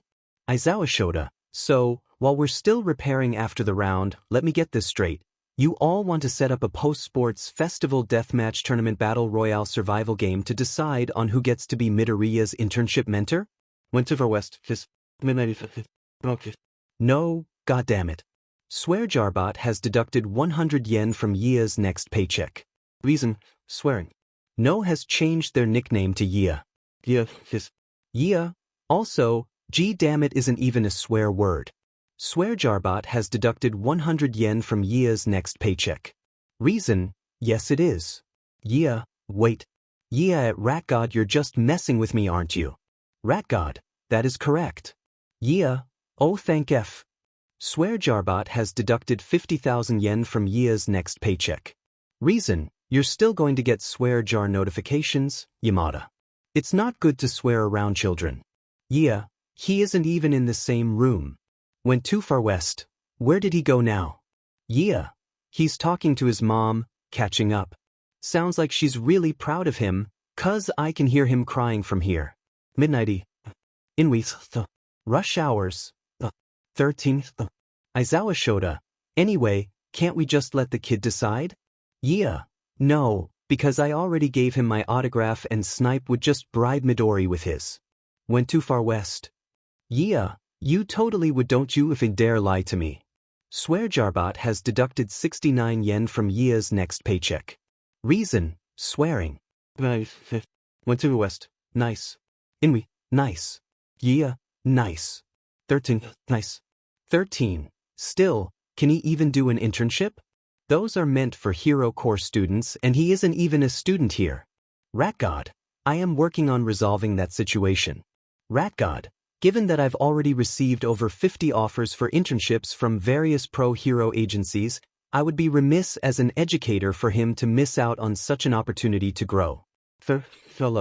Rat God. That being said, if Midoriya decides to intern with a hero, we obviously will not be throwing Midoriya-kun into a traditional limelight frontline hero internship. Rat God. Rather, we will be looking for a mentor who will be able to help him prepare for the UA entrance examinations or develop his analytical skills, preferably both. Rat God. Several who have completed an intern request forms that include Midoriya-kun are appropriate for this role and have been advanced to the next stage of consideration. Went to for West, but I called dibs first at Rat God. Midnighty, I saw him first. Went too far west. In that case, I invoke shotgun. 13. Shotgun only applies to car seats though? Went too far west sent a video file. Video, snipe picks up and racks a pump action shotgun. Went too far west, hand over the green bean in turn and nobody gets hurt. 13. Yeah, Midnighty, oh my, Aizawa Shoda. He's not even an intern yet. Swear Jarbot has deducted 100,000 yen from Went Too Far West's next paycheck. Reason, he's got a gun. Diggy diggy hole. Diggy diggy hole. The hell have you lot been up to? Izuku's tears splashed against his shoes and the concrete floor beneath. His mother's voice was firm with pride and more than a few tears of her own. You did a really good job, Izuku. She let out a wet sniffle. I'm really proud of you. Thank you, Mum. The younger Midoriya wiped at his eyes with a sleeve, lips wobbling as he held the phone to his ear. It's been really fun. The students have really cool quirks. And Snipe-sen talked to me about his quirk, too. Inko let out a wobbly little giggle. I'm just so glad the teachers can see how smart you are, Izuku. The H-heroes have been really nice to me, Ma. Izuku confirmed. I even got Eraserhead-san's autograph. He never gives those out. Oh, you lucky, lucky boy. Mama laughed and quietly said, thank you. Had someone handed her tissues? Izuku needed tissues. I know, they've all been so nice. The middle schooler hiccuped, cupping his phone in both hands. His body was trembling so much that he wasn't sure that he could keep his grip with only one hand. Are you okay? I've heard Aizawa-sen complain about how rowdy they can get. No, the second years have been behaving. They've been very nice. Distantly, Izuku could hear a male voice join the call as he shouted, don't worry, Midoriya, your mama's safe with US. Hero track students honor. A chorus of laughter and ahs filtered in from around Inko. Izuku realized that the rest of the room could probably hear her. Those could be my senpai next year, came the thought. If you had a quirk, hissed another. There was some chatter, indistinct to him, but following soft laughter Inko spoke into the phone again. Honey? Some of the students want to say hello and speak to you. Sure. Okay, I'm handing you over now. There was a rustle on the line. Greetings, Midoriya-kun. I am Mifune Tsuna, class president of Class 2A. A pleasure to meet you. On behalf of the student body at UA, I must thank you for your supportive commentary of my classmates and your analysis of their quirks, which no doubt will contribute to the attention paid to them by pro heroes. I hope to see you at the welcoming ceremony next year. Izuku tensed, but not as much as before. How could he feel the formal bow from Mifune-san? Fresh tears sprang to his eyes as he locked up again. He didn't have time to lock up at the girl's voice as he did with Haru, however, as another voice burst into the call. And help me with my analysis homework, okay? I'll give my email to Midoriya. Shouted one of Mifune's male classmates. The trembling silence gave way to uproar as Mifune let out a scandalized noise. You'd better be paying Midoriya-kun for that privilege, Reiku. And cut it out with that overly familiar nickname. Midoriya-san is an honored you-dash. Izuku pulled the phone away from his ear as others began shouting, and things sounded like the room had descended to chaos from there as other second years shouted at the phone as well, some calling for help with their homework and others saying things about their quirk. Izuku had always had a sharp ear for when the word quirk was mentioned, as the phone line degenerated into a rowdy mess. Izuku stared at his phone for a moment, not sure what to do. The indecision was taken from him as a request came through to change the voice call to a video call. He quickly accepted it with a swipe and positioned the phone in front of his face. His mother's face appeared on screen, smiling with unbridled amusement as she looked at something off screen. The class president is really strong. she whispered, laughing with her eyes. The camera switched from the face camera to the rear camera, and Izuku found himself looking at a tableau of chaos, centered around a girl with short brown hair. Despite her petite frame, she had both her arms wrapped around a pair of much larger students' necks, wrestling both down as she stomped a third, a student with a panda mutation, down with her foot. All the while, the girl, who he presumed was Mifune-san from earlier, was shouting louder than everyone to calm down and leave his mother to make the phone call in peace. The student currently pinned by her left arm tapped her elbow. He had pale red hair that was almost pink, worn short and spiked as what looked like an emitter enhancer quirk was glowing just beneath his collar, something that the brunette was overcoming, though Izuku figured that nobody was treating this like a real fight. "Oh hey, Mifune-shu, Mamadoria's recording. Say hi to YouTube." "Hi YouTube," shouted the other student currently in a headlock, a dark-haired student with even longer spiky hair. "What?" Mifune's head snapped up and locked onto the camera, and the call suddenly cut as Inko yelped. He stared blankly at the screen, wondering if he should call back. Pro Hero Hawks at Hawks Official 8. "Oh man, Hadichan, great fight, but more importantly I want to race sometime. At U Official, can we have a try? Maybe that green kid can be an announcer too. Hashtag UA Sportsfest, hashtag UAnalyst. Pro Hero Ryuku. At Dragonator 309, 6M. Oi, that's my intern you're talking about at Hawks Official. Hands off. Bandit 230 Angels 10 at Top Gun Fan 2022, 4M. Wow, Hawks really did wake up this morning and thought it'd be a great day to start picking fights with every other top hero. Tsubasa was not having a good day. That fight with Nijire-chan hadn't lasted more than a few minutes. Not only that, but everyone was ignoring him. Man, that's the third reporter that hung up on me today. He lamented, tossing his phone away. Just how hard was it to let people know that Deku was the sports festival announcer, anyway? The winged boy flopped back, looking over to his hero posters. Hawks, of course, dominated the wall, his red wings and smiling face mixed with other heroes and heroines that had wings like his. Tsubasa reached over to his discarded phone and pulled it up, opening his Twitter feed. He felt a spike of jealousy as he saw that hashtag GoGreenie was trending, but started swiping through anyway. So, as you all know, there's a green head of broccoli currently covering the fights at the hashtag UA Sportsfest, but there's basically no info about him. If anyone can get me some deets that leads to him interning under me, I'm willing to pay a bounty of 10 yen. Takami Kigo, Pro Hero Hawks, scratched his chin as he thought about how much to put out as the bounty for information. Was 10,000 yen not enough or too much? Should he offer more? He leaned into a dive, skimming just below traffic light level as he curled his wings in between a pair of trucks, and then flared to land on a purse snatcher. As he sat on the would-be thief, he had another thought. Wait, was this even legal? Maybe he should check with someone. Kigo thought for a moment, trying to think of who he could call. Someone who knew what they were doing. Someone he could also annoy. Ooh, that's who he should ask. He leaned back, grabbing his earpiece and looping it over his ear. Switching apps on his phone, he tapped a few buttons and started up a call to someone who would know. After 3 short rings, the call went through and connected. Hey, Rumi, you've done bounty hunter type stuff before, right? He immediately opened, cutting off the brusque "wah" that she liked to open with. Yeah, what about it, Burb? By some miracle, Usajiyama Rumi didn't immediately hang up on him. Did she suspect that this was a business call? Her loss, grinned Kigo. I'm trying to get info about the green bean. Green bee, what the F, do you mean? Kigo laughed as he waved at his sidekick, and left him to deal with the purse snatcher, kicking off the ground and beating his wings to gain altitude. Aren't you watching the UA Sports Festival? He asked, teasing. What? I'm working right now, Burb. Do you really think I'd give 2 sheets about little kids play fighting? Oh, the green bean didn't fight. Grinned Hawks, even as he waved at some of the passers-by as he ascended back up to rooftop level. There was a bark of laughter from Rumi.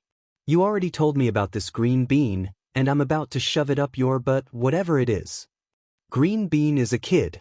Very cute, He's like 12 years old and they dressed him up in a UA uniform and everything. There was a frustrated growl from Rumi's end. So what's this about a bounty? Hawks grinned. If Mirko could see him now, she would have told him that it was perfect for sheet eating. Or kicking. Well, I wanted to put up a bounty for information about the kid. If someone gives me the info, I'd pay them? How much would be right? Like, would 5 be enough? Should I pay more, maybe 10?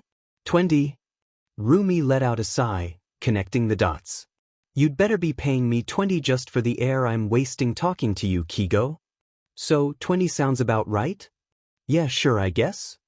Hawks smirked as he opened up his app and flicked Rumi. There was a pause on the line as Rumi checked her phone. He could imagine her unlocking it and finding the notification. There was a muffled sputter and then, motherfucker. Rumi hung up to the sound of Kigo's laughter. He pulled out his phone as he settled down on the rooftop, opening the social media app and, oh, what's this? Kigo's eyes shot up into his hairline as he read through the notification, a grin spreading across his face. Winged Hero Tsubasa at Winged Hero Tsubasa 090333331M. At Hawks Official, I have information about the kid announcer at UA. He's an imposter, please DM me. #UAnalyst #fake. He rang Mirko again. 1 ring, 2 rings, the call connected. Huh? She didn't have caller ID, did she? What?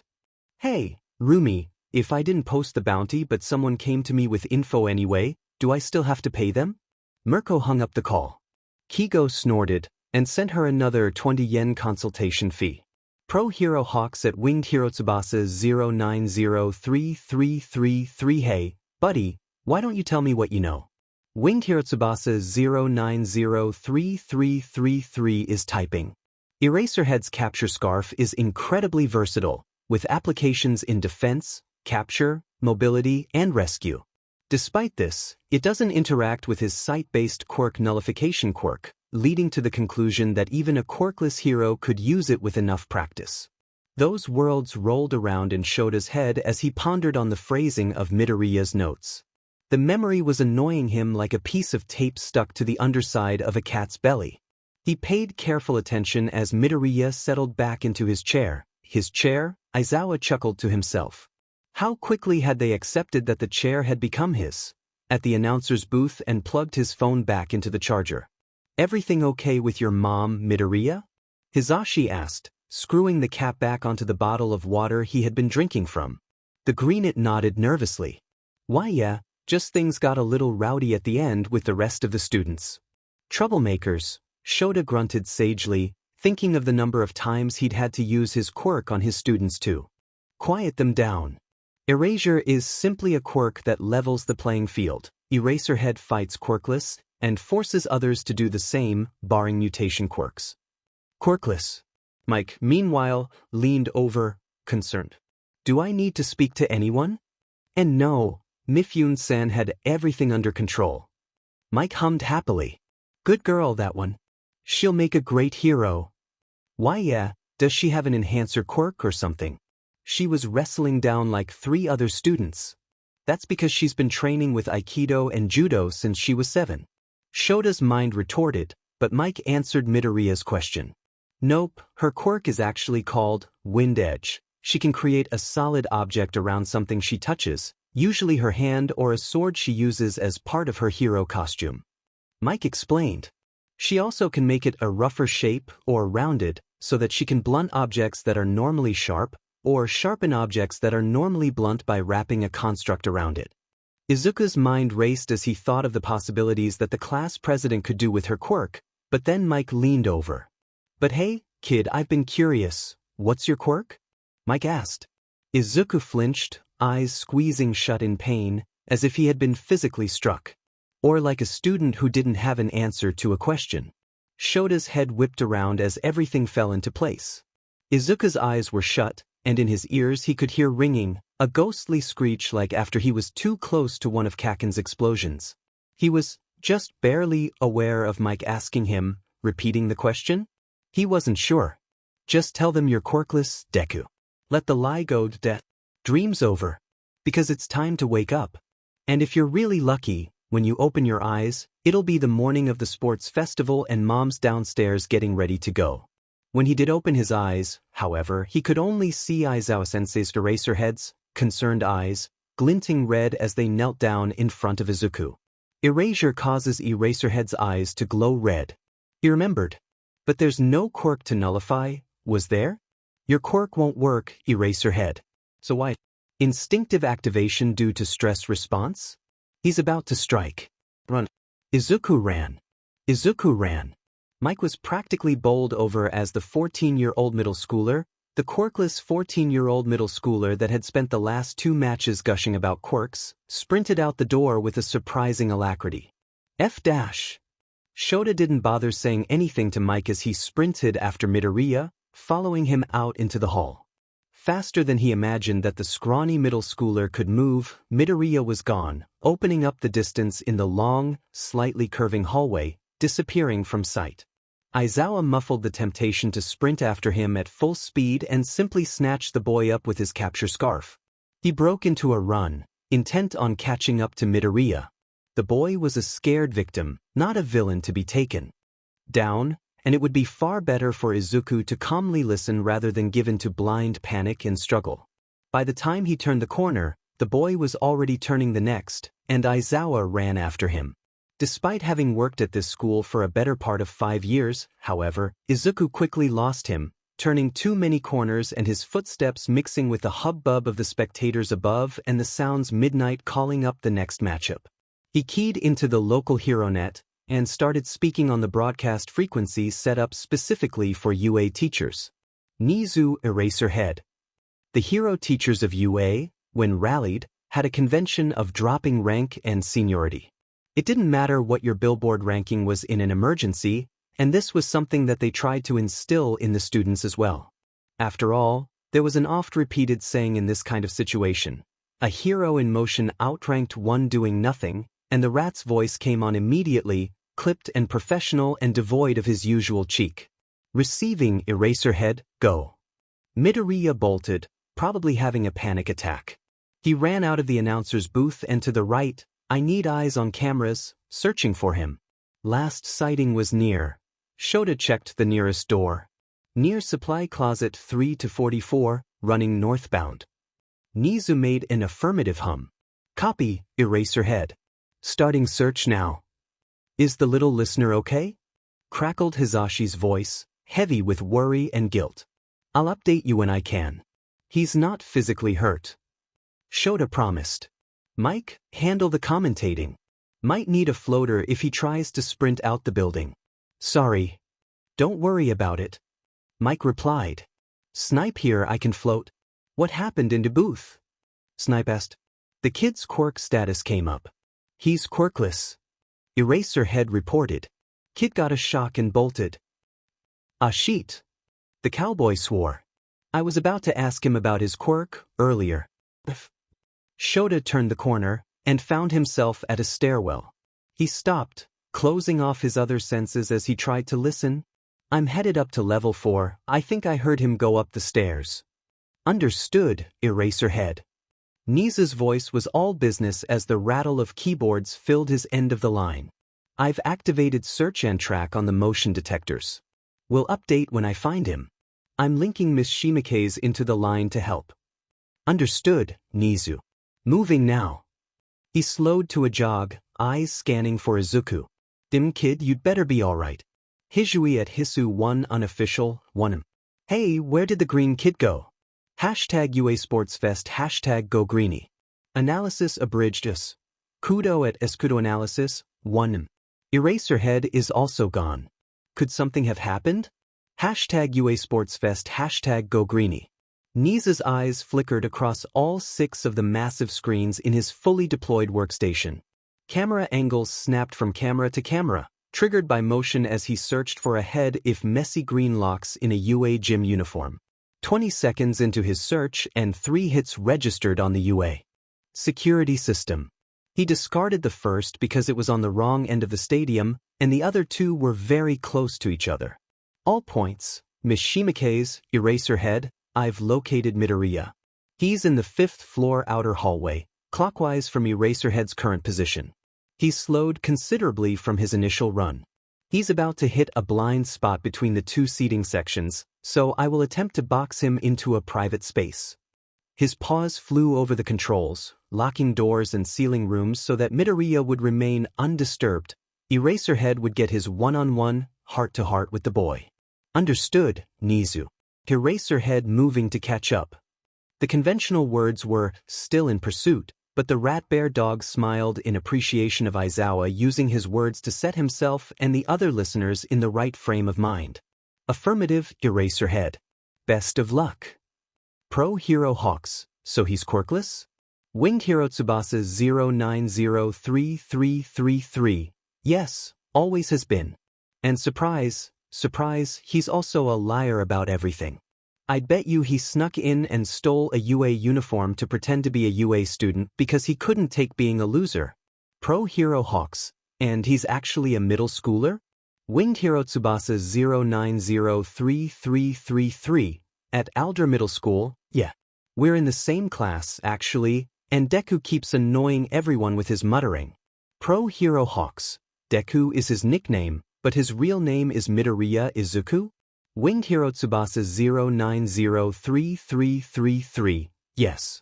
Winged Hero Tsubasa 09033333. Also, my name's Garaki Tsubasa, by the way. I have a Batwing quirk that lets me fly like you. Pro Hero Hawks. Sweet, now I know what to put on the internship request form. Winged Hero Tsubasa 09033333. Really? Laughing face. Pro Hero Hawks. Yeah, by the way, do you happen to have any of his socials? Pro Hero Hawks. Also, gotta go, there's an alert nearby. Winged Hero Tsubasa 09033333. Sure, I'll pull up what I can, Hawks. Talk to you soon. Winged Hero Tsubasa-sama. Guess who's getting an internship offer from Hawks, guys? Fingermaster. What? Extendo Eyes. You're joking. Winged Hero Tsubasa-sama sent a screenshot. Extendo Eyes. What the F dash? Fingermaster. Holy shit. Winged Hero Tsubasa-sama. He was so impressed with the information I gave him on Deku. I told him everything. Extendo Eyes. And I wish I thought of going to Hawks. Winged Hero Tsubasa-sama. But you didn't, eyeballs, but I'll recommend you guys to him after my internship is finished. Fingermaster. Hey, did you see how Deku's missing from the announcer's booth now? Present mic is still there's no sign of Deku. Winged Hero Tsubasa-sama. They must have apprehended him once Hawks called UA with the information I gave him. Fingermaster. Fucker deserves it. Extendo Eyes. Now that that's taken care of, let's enjoy the rest of the sports festival, Deku free. Izuku was breathless, wheezing as his heart felt like it was ready to break his ribs and punch out of his chest. His knees were shaking, and sweat beaded down his forehead as he slid to a stop. So many locked doors. They're hurting you. He pushed open a room, which wasn't locked, and a small multipurpose room with a bunch of two-person desks and chairs arranged into a classroom configuration, with a podium and a more solid-looking desk up front for a teacher to stand at. Break line of sight. That was important.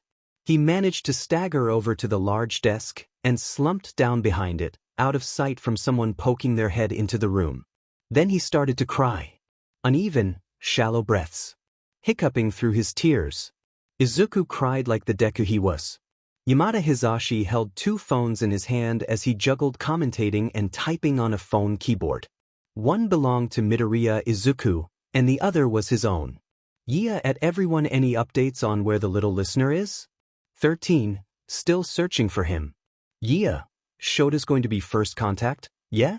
13 at yeah, correct. Yeah, can anyone make a pickup for a phone at the booth? Went too far west at yeah on my way. Yeah, where are you right now, at Aizawa Shota? This needs to get to Midoriya. Aizawa Shota. Level 5, C block room Aizawa Shota. About to walk in and talk to Midoriya now. Yeah, good luck. Diggy diggy hole, good luck. Midnighty, good luck. Inui, I'll be listening on the net if you need me. Muffled though it might have been, Izuku could hear the roar of the crowd as the next match continued. They probably didn't even notice you being gone. He heaved in a deep breath and slowly let it out. Damn it. Damn it. He wanted to punch something. Footsteps rang out down the hall, and the door to the room opened. Midoriya? Izuku curled up tighter and tried to breathe as quietly as he could. Eraserhead stepped into the room and closed the door behind him, because of course the heroes would know where he was. They'd be tracking him through the security cameras he had seen everywhere as he had run. Stupid Deku. There was the scrape of a chair being pulled up, and the rustle of the costumed hero sitting down. The Erasure hero said nothing, sitting there in silence for a moment. Was he waiting for Izuku to confess? Izuku was happy to put off hearing the Erasure hero's judgment for as long as he could. As pathetic as it was, every second that he could cling to the dream he had been living for the last hour was worth the pain that would come, seemingly intent on being sooner than later. He didn't know how much time passed, but eventually, Aizawa let out a breath and spoke. "I'm sorry we weren't more considerate." Izuku bit his tongue. More considerate? The pro-heroes had welcomed him to the booth, let him wear a UA uniform. They'd invited him to ramble on and on with his creepy analysis and told him that it was perceptive and insightful. They'd let him pretend, for just an hour, that he wasn't a useless, quirkless Deku. And they said they could have been more considerate? It would have driven him to tears if he wasn't there already. We didn't think about how painful it would have been for you to answer that question. For that, I hope you can forgive us. The greenet curled in on himself as he slumped against the table.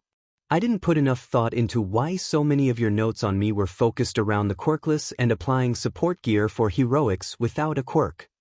Aizawa stood up and walked over to Izuku. He sat down in a fluid motion and leaned against the wall, a mirror of Izuku's current repose. The Erasure hero's mouth was hidden behind his capture weapon, but his eyes met with Izuku's, both half hidden by their messy mops of hair. You were planning on being a quirkless hero, weren't you? Izuku didn't trust himself to give a coherent answer, so he just nodded, squeezing his eyes shut. He was ready to hear what would come next. Deku was used to being told his dreams were unreachable. I didn't pass the heroics course entrance exam when I first applied to UA. Eraserhead recalled. I was in the general education track until I could show what I could do at the sports festival. Had to kick mix but to get into the hero track. His eyes were smiling in nostalgia. The UA heroics course is not impossible to get into for anyone, even if they don't get there using the fastest route or succeed on the first try. I think you have a better chance than I did. You have a quirk. Izuku whispered. And you have more than half the teachers here ready to eat out of your hand. Eraserhead offered a rare, bare smile. We won't cheat results for you. Principal Nizu wouldn't allow that even if we were willing, but we can train you, help you prepare. You know he's already having to explain to actual pros that you aren't a UA student yet. Yeah? The PA crackled to life and a chipper voice filtered in. 63 offers, and that's excluding the ones ineligible to train you, Midoriya-kun. Aizawa shrugged as Izuku looked at him in askance. Beyond that? Even if you don't get into the toughest hero course in the country, you can still be a hero, Midoriya. But why would anyone want a quirkless hero? Izuku murmured, spite laced in his voice. Why not? There's people who already do want a quirkless hero. The answer came, but it wasn't from Aizawa. Izuku nearly jumped in surprise as Snipe came in through the door, spurs jingling. The gunslinger hero slid the door closed behind him, and it sealed with a quiet click. You should have a read of your phone, Midoriya, he said, reaching out with a hand.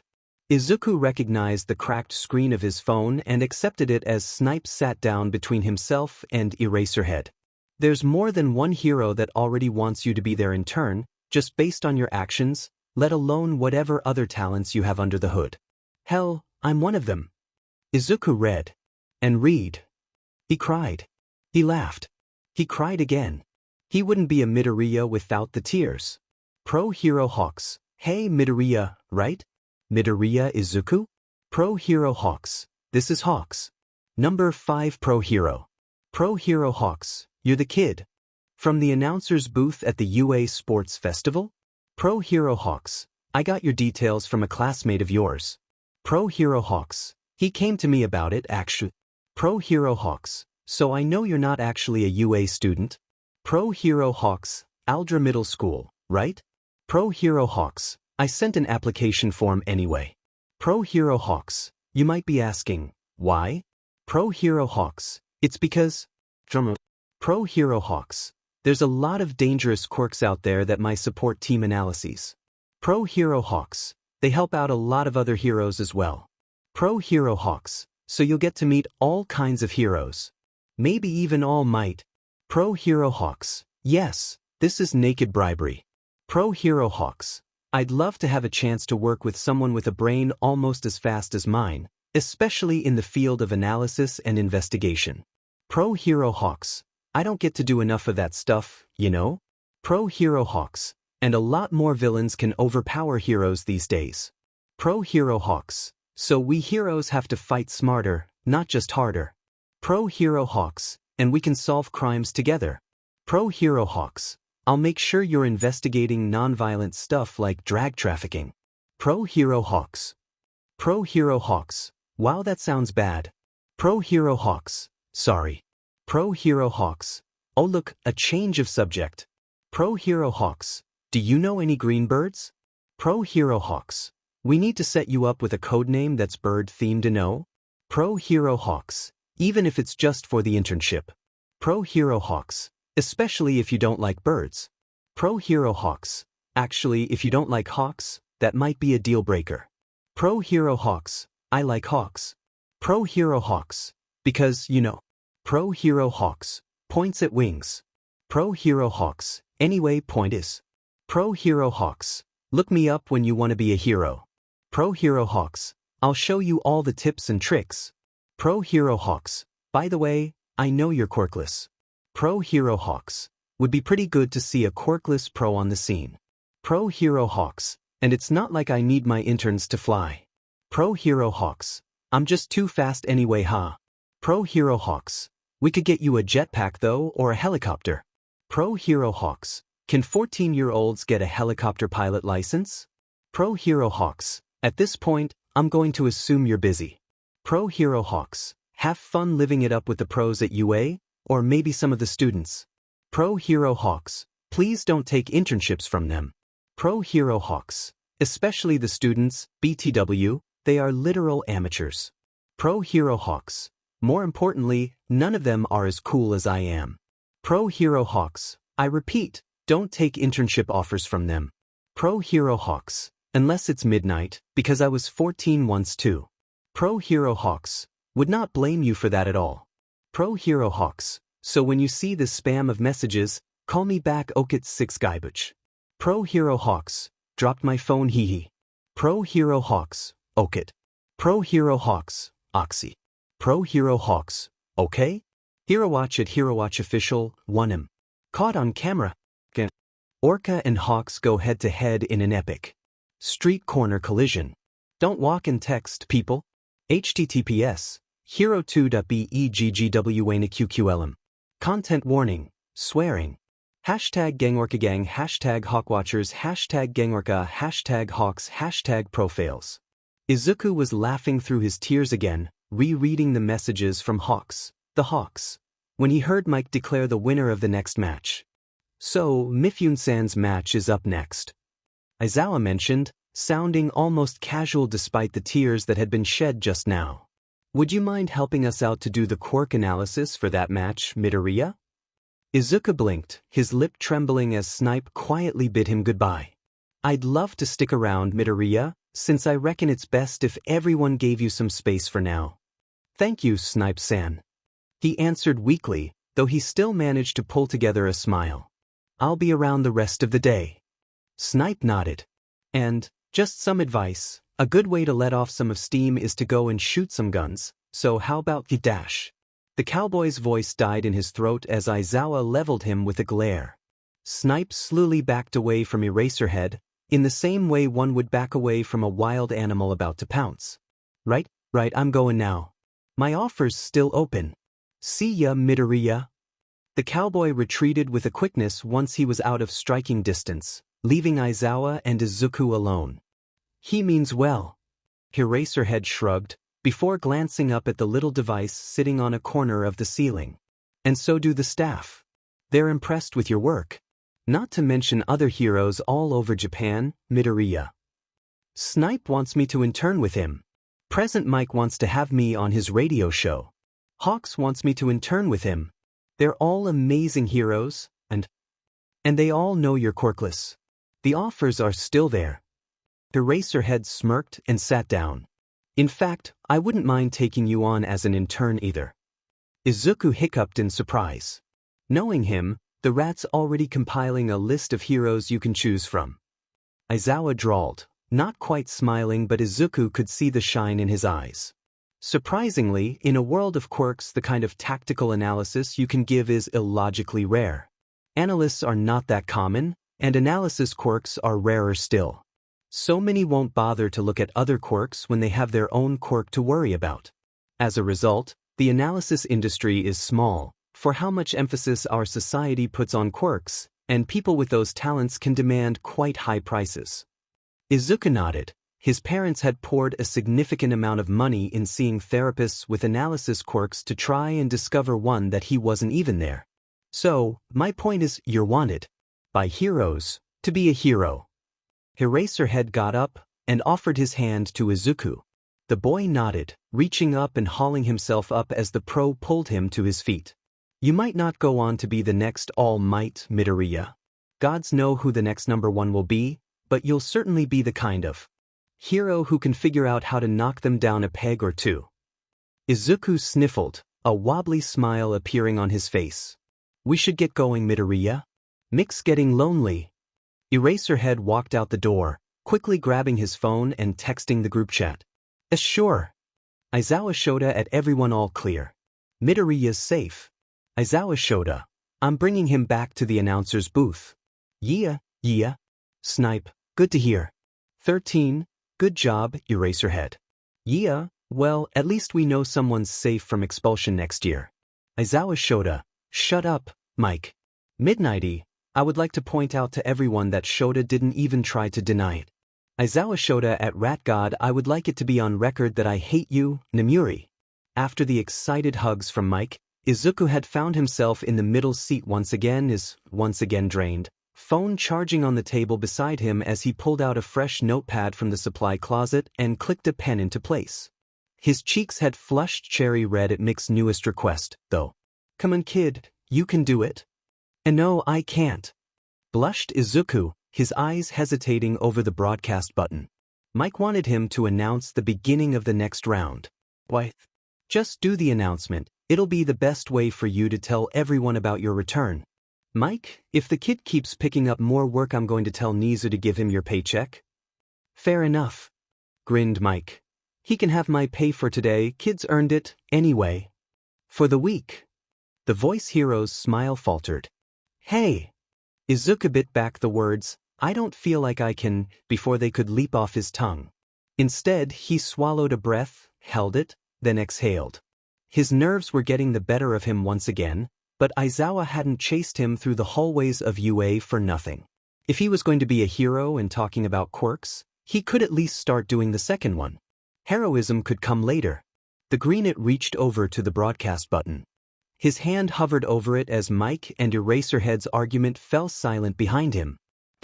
He squeezed his eyes shut, committing the names of the next competitors to memory. It helped that one was a student he had previously met, and he knew her quirk. You can do it, kid. Came the whisper. He didn't know if it had been Eraserhead or present Mike that had said it. It could have been both. His eyes flicked to his notes. His fingers pushed the button. The broadcast button was green when it turned on. Welcome back, everyone. Now presenting the next matchup, Class 2, as president, the Serene Samurai, Mifune Tsunasan. Across from her is a student from Class 2H of the support course, the Mistress of Missiles, Nagase Kairi-san.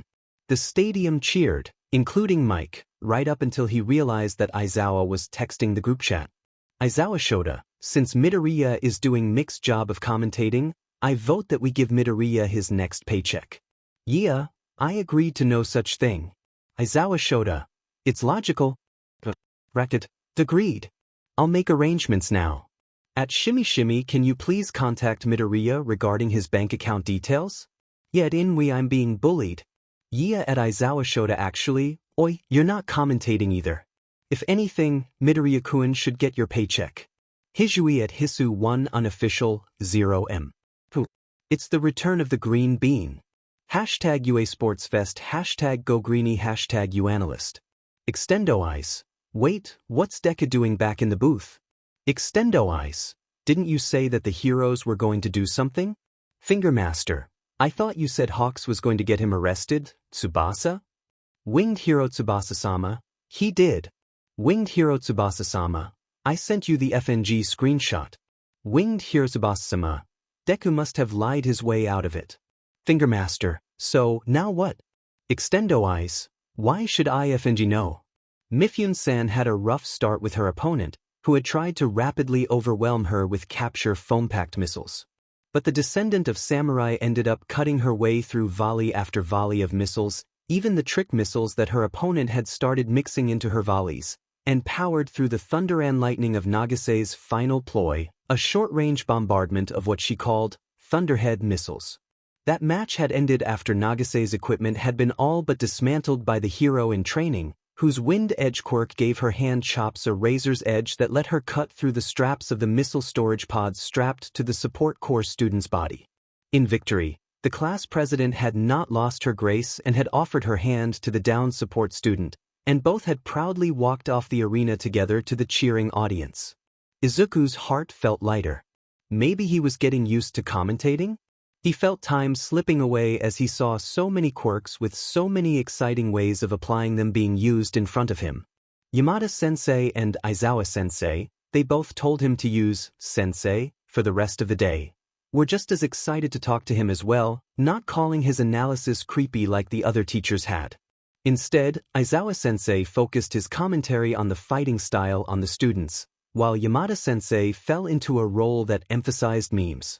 Apparently he thought it was important, and a quick lecture from the voice hero showed that, on social media, that there was a direct linear correlation on a hero's popularity when compared to the memes being posted about them.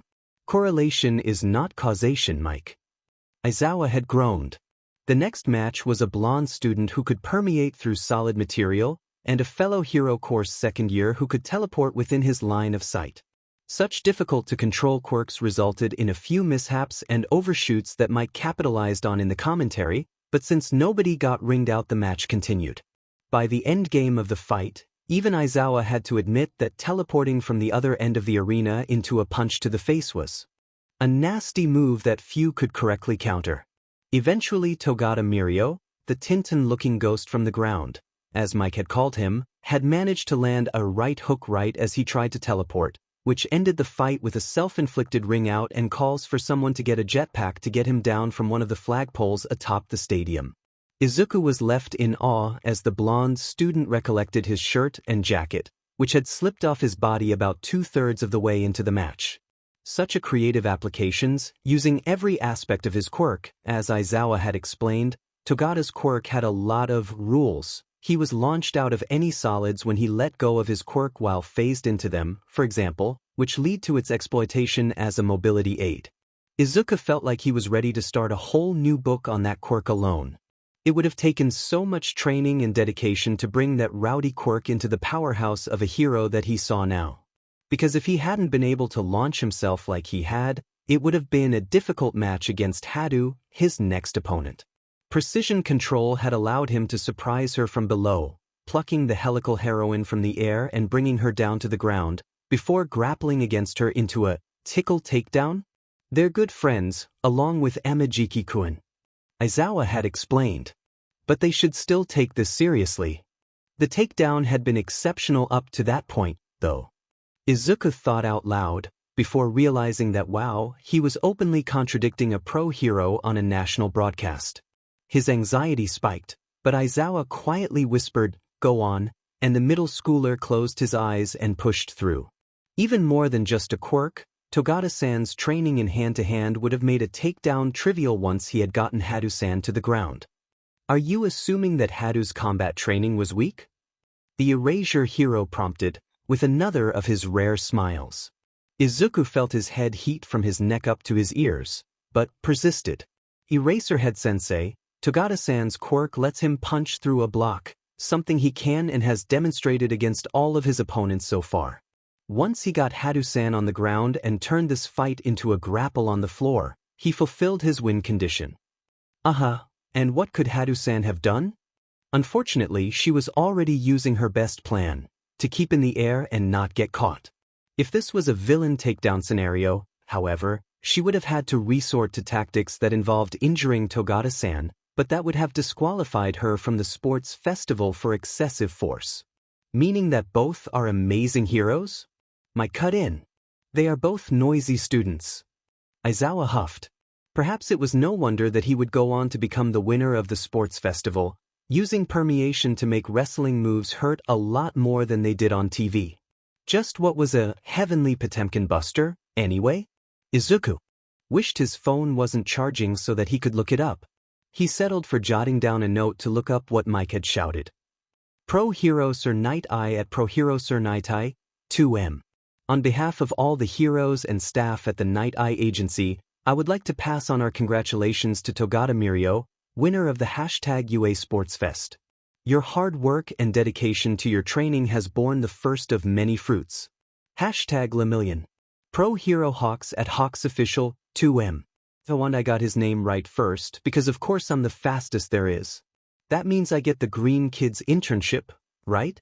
At UA Official? #UAnalyst, #UA Sportsfest, #GoGreenie. Winged Hero Tsubasa-sama shared a link.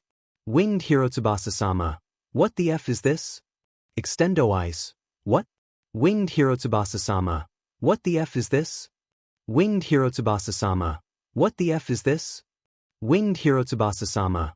What the F is this? Extendo eyes. Dude, stop. Winged Hero Tsubasa-sama. What the F is this? Finger Master. What's going on? Winged Hero Tsubasa-sama. What the F is this?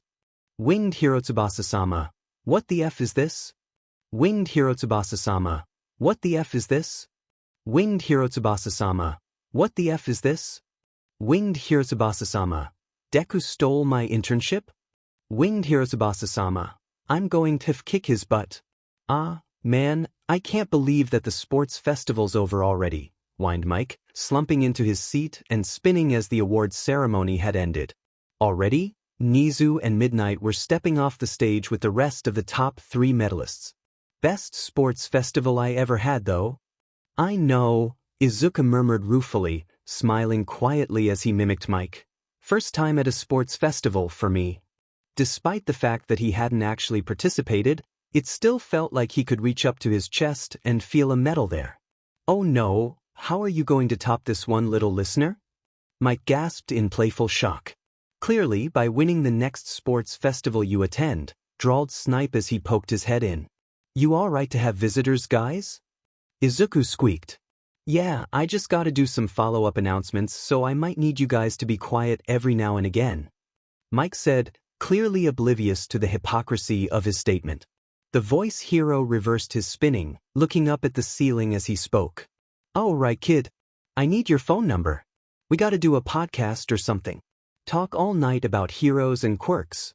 Having considered that as an alternative career point, and consequently making appearing on his show a bucket list item, Izuku found his vision blurring with fresh tears, but before he could say anything a phone had been moved into his hands, Present Mix phone, which had been opened to a new contact page. He blinked, tears falling from his eyes. Thank you, but I'm sure that you have other more important people to pull onto your show, Mike-sensei. Izuku whispered, awestruck. Wait, what was that #UAnalyst tag that had just appeared on Mix Alerts? There it is. Again. Stop thinking that people are doing this just to be nice, kid. Snipe tissed, snapping him out of his thoughts. You bring a lot to the table with your analysis skills. Yeah, exactly. Mike grinned. Kid, you got a dash. Whatever the voice hero was about to say was cut off as the door opened again, this time with a more familiar face to the greenet. Izuku! Inko was in tears, wobbling in on a wheelchair that was being pushed by Mifune. You were amazing up there. I'm so proud of you. Oh, my baby. Mom, I met so many heroes. Izuku beamed. Then he looked down and blinked. Hold on, what happened to your leg? The class president looked a little rough around the edges, but was smiling brilliantly with the bronze place medal around her neck. Midoriya-kun, I have brought your mother. She sprained her ankle when she missed a step, but is otherwise unharmed. Izuku flushed as Mifune carted Inko over to him.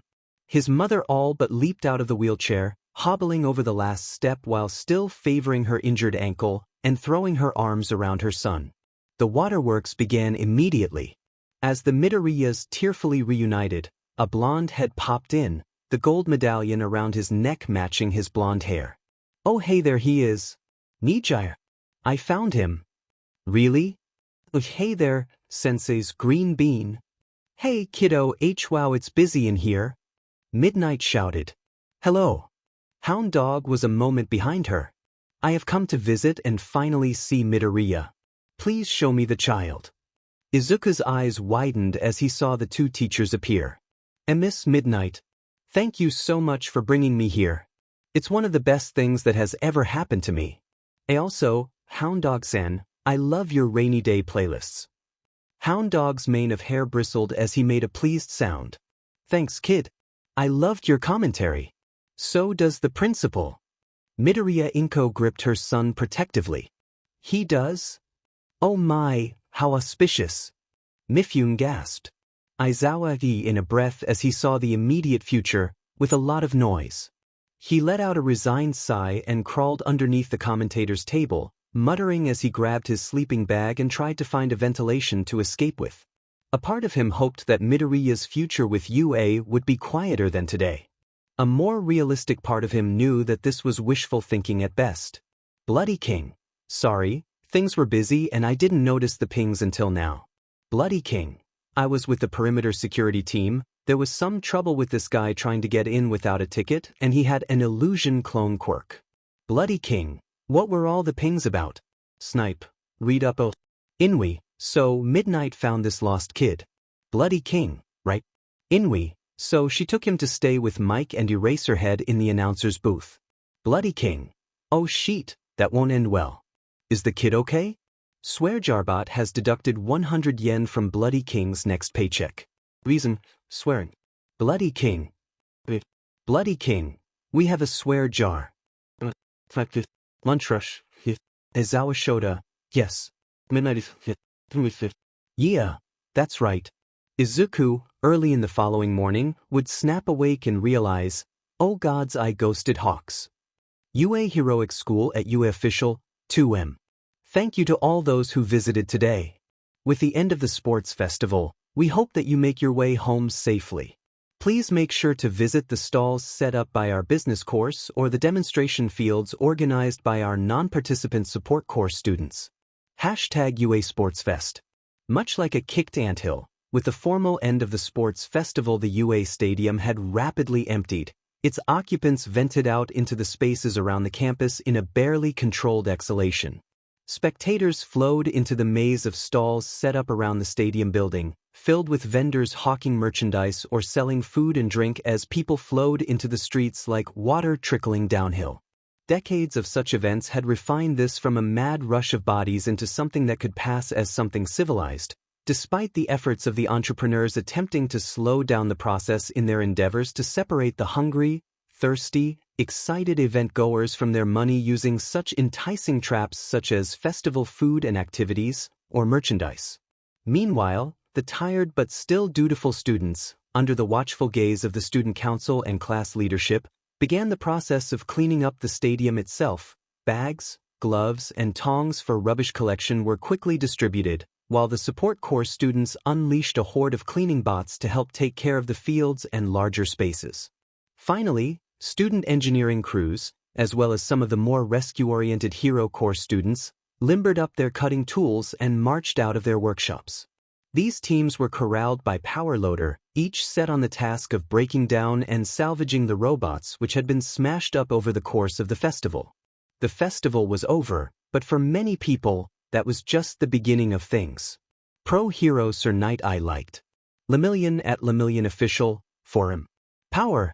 W at Nijire-chan at Mifunsuna 3, Tamaki and the #UAnalyst. Picture.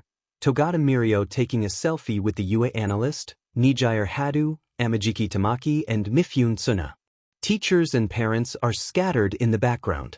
Far from it all, at UA's main admin building sat a principal-shaped dog mouse bear, whose beady black eyes watched the cameras inside the commentator's booth.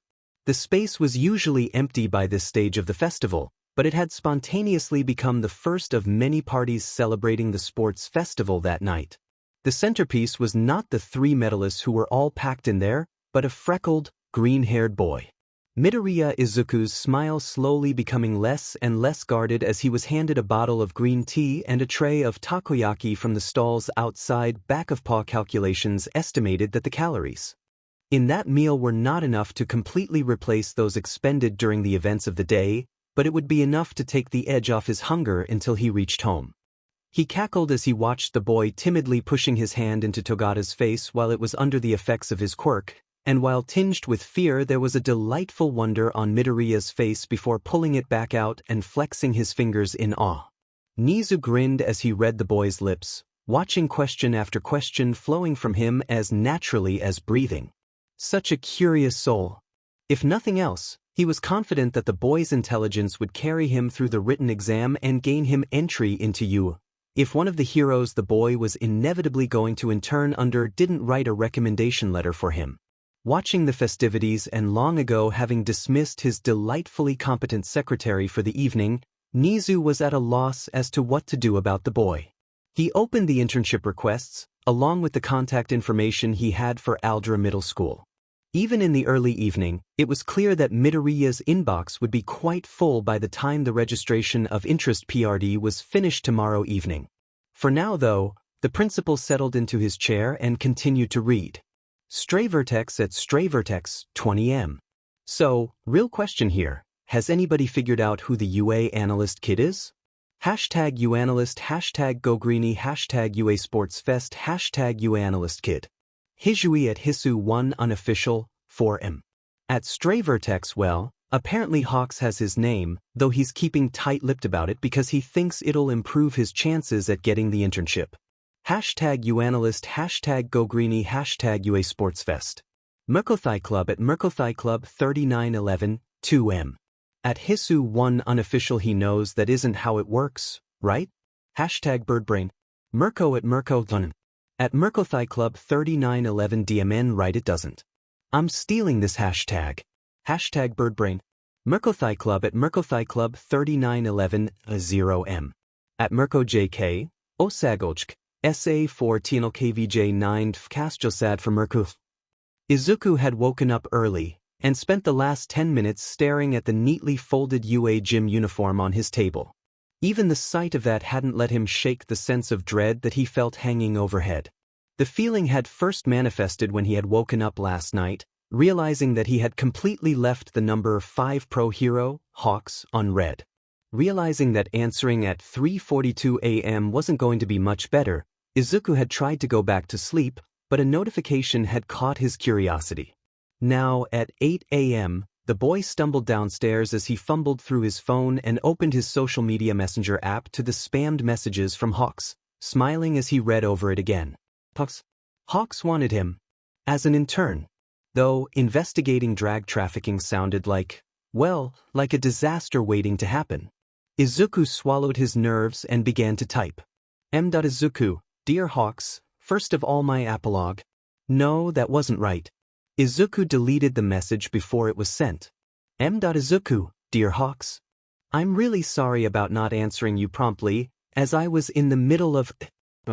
Not that either. Gah, why was talking to heroes so hard? Maybe it was the fact that they were the demigod celebrities of modern society? That'd be it. Present mixed laughter wafted in from the lounge, and Izuku perked up, his footsteps picking up as he rushed the rest of the way into the living room. Rather than the voice hero himself, however, the noise was coming from a rerun of the sports festival playing on the TV, showing the final bout between Hadu and Togata. Prominently featured in the corner, though, was a picture-in-picture video feed of the commentator's booth, with Eraserhead on the left, Present Mike on the right, and the UA analyst kid in the middle. The boy that was, unmistakably, a quirkless little middle schooler, leaning forward in wonder, rambling on about the hero student's quirks as the swirling spirals fairy and the ghost of Tintin duked it out. Who was Tintin anyway? He'd have to look that up. That wasn't just a dream, was it, Mom? Midoriya Inko, currently behind the kitchen counter and mostly healed thanks to a quick trip to the Recovery Girl clinic on their way out of the UA campus, smiled. No, it was real. I couldn't stop watching you. I haven't seen you being this happy in so long, dear. Warms my heart, you know? I guess so, Izuku murmured. I'll make breakfast though, okay? I know Recovery Girl healed you, but she did tell you to stay off that foot. Inko made a show of putting her weight on her other leg, sticking her tongue out as she used her quirk to pull the whisk back towards her. Yes, Izuku, I'm staying off it. Izuku whined as he stepped up to the kitchen to help, and both dissolved into familiar, pleasant laughter. Inko leaned into her son's shoulder as he took over, watching him fondly as he whisked the egg. It took the two cooks longer than if either of them would have needed on their own, but in the end the breakfast they prepared was traditional, familiar, and delicious. Half an hour later, Izuku slung his bag onto his shoulder and headed to school. Unfortunately, it was only when he sat down at his desk that he realized that he still hadn't responded from Hawks, and no, he hadn't said anything out loud. So why was everyone staring at him? Izuku ducked his head down and opened his books. The open mic at the Open Mic Fan Club, 12M. I was watching reruns and saw this clip of Present Mike and the UA analyst Kid debating about how permeation was pronounced. Kid, he literally has an English degree? But the open mic still loves ya. GIF, Present Mike and UA analyst Kid gesturing wildly at each other as they continue arguing in the commentator's booth. Eraserhead has decided to take a nap face down on his notes. #UAnalyst. At the UA staff meeting, a room full of pro-hero teachers scratched their collective heads, and Aizawa could already feel a headache coming on. He thanked Shimike's as. She set down a black brew to his right, and scanned through the first page on the tablet, taking in the summaries that she and Nizu had compiled about events since the last bi-weekly meeting. It was logical that Nizu would want to start by making sure everyone was on the same page. Now, we have to discuss the second-year students' internships. Already, Hizashi was making a show of rolling up his sleeves. With the end of the second-year sports festival began the most contested internship sorting PRD. They were the most sought after of the heroics core students by the pro-hero community. The first years were usually too raw to draw attention, with exception of the finalists, usually, and the third years were already established with a more full-time mentorship. That wasn't always the case for second years. But like the second years were that middle ground of talented and uncommitted. Nizu had once brought up the spreadsheet. Out of the graduating heroics track students over the last decade, 72% of the hero students had gone on to become a sidekick under the hero that they had interned with during their second year. I'm happy to note that a large number of the finalists have already attracted the attention of pro-heroes that they intend to stay with. Togata-kun with the Night Eye Agency, Mifune-chan with the Sashimono Agency, Haru-chan with the Ryukyu Agency, and Amajiki-kun with the Fat Gum Agency have been confirmed prior to the sports festival. This information has been distributed to the Pro Hero Network so that they can adjust their internship offers accordingly. There was a brief moment where the slides on the projector and on their tablets transitioned. The rest of the students who have internship offers are seeing average numbers this year. Students who haven't shown a prior interest are all getting a number of heroes to choose from, while enough of our standbys have confirmed their availability. As with last year, we should have no problems getting all our hero track students into internships, so long as we follow the usual vetting procedures. It was at this point that the rodent-like principal decided to address the proverbial elephant in the room. However, as you are all aware, we do have an anomaly this year. The tablet in Aizawa's hand shifted to a familiar freckled face. Namely, that of one Midoriya Izuku. As Nizu read out a quick dossier about Midoriya, Eraserhead paged through the profile and sighed, dreading the work that would follow. In addition to the invitations Midoriya received on the day itself, more offers had flowed in overnight as heroes got off shift or watched the sports festival reruns. Even with Nizu vetting a significant portion of the applicants, almost a third, it had still over tripled the internship offers that Aizawa had mentioned in his little heart-to-heart with the boy, ballooning them up to a final sum of which would have been below average for a student that had made it to the final round. But Izuku hadn't made it into the sports festival as a competitor at all, on account of being a member of the audience. Not to mention a middle schooler, at that. Inui whistled as the current tally of internship offers came up on screen, impressed and impressive, given his muzzle mask was on. So, a 14-year-old middle schooler just talked his way into a little over 200 internship offers. More, actually, but I eliminated some of the usual suspects. Nizu confirmed with a nod. Snipe held up a hand. Y'all remember I called shotgun, right? I saw him first, though. Midnight immediately shot back. What are you going to do for an internship, anyway, take him to a gun range? Vlad King drawled. To start with, why not? Shoot guns, talk quirks, see heroes. Sounds like a pretty fun afternoon to me. Snipe shrugged. Snipe, you're meant to be teaching him how to be a hero, not trying to replace his father. Aizawa quipped, not looking up from the list of heroes that had submitted internship offers for Midoriya. Mike laughed. As long as I get him on my show at least twice. You do realize that you don't even need to get an internship for that, right? Power Loader said. Just send the kid an invitation, Mick.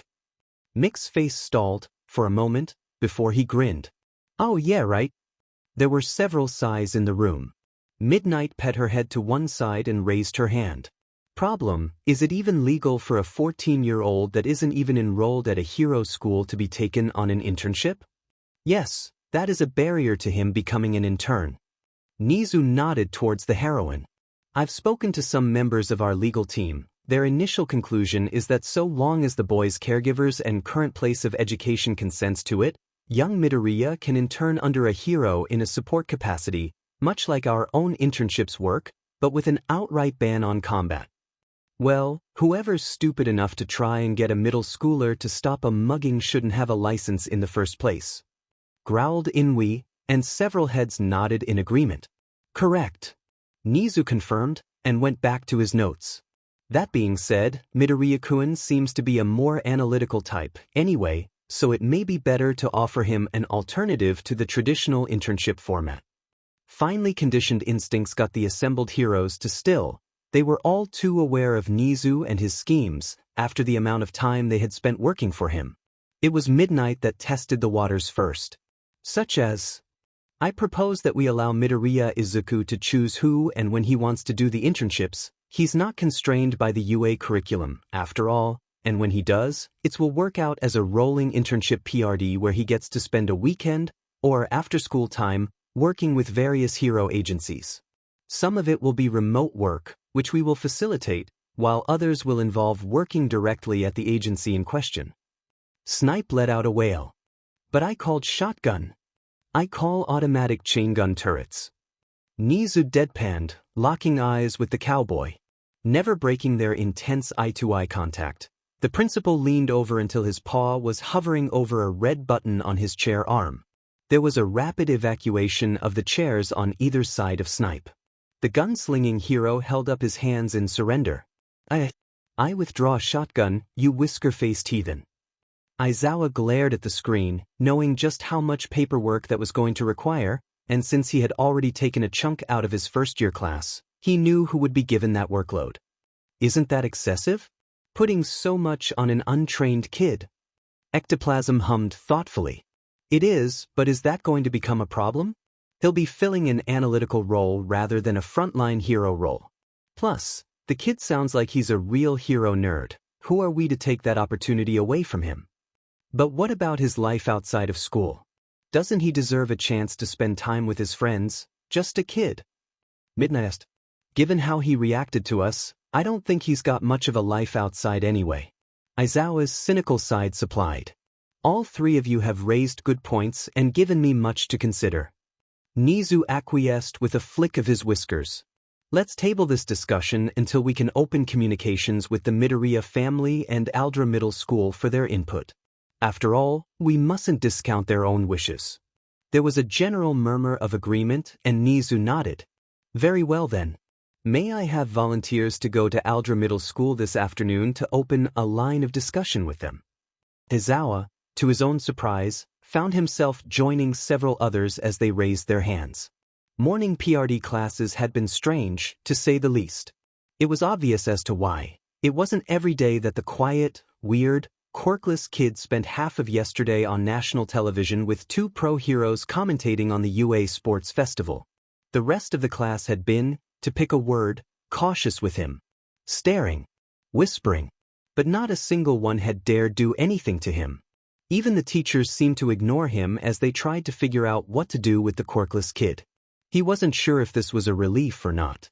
Izuku knew that he was at the bottom of the pecking order in the eyes of the kids at school, but yesterday had shaken that perception.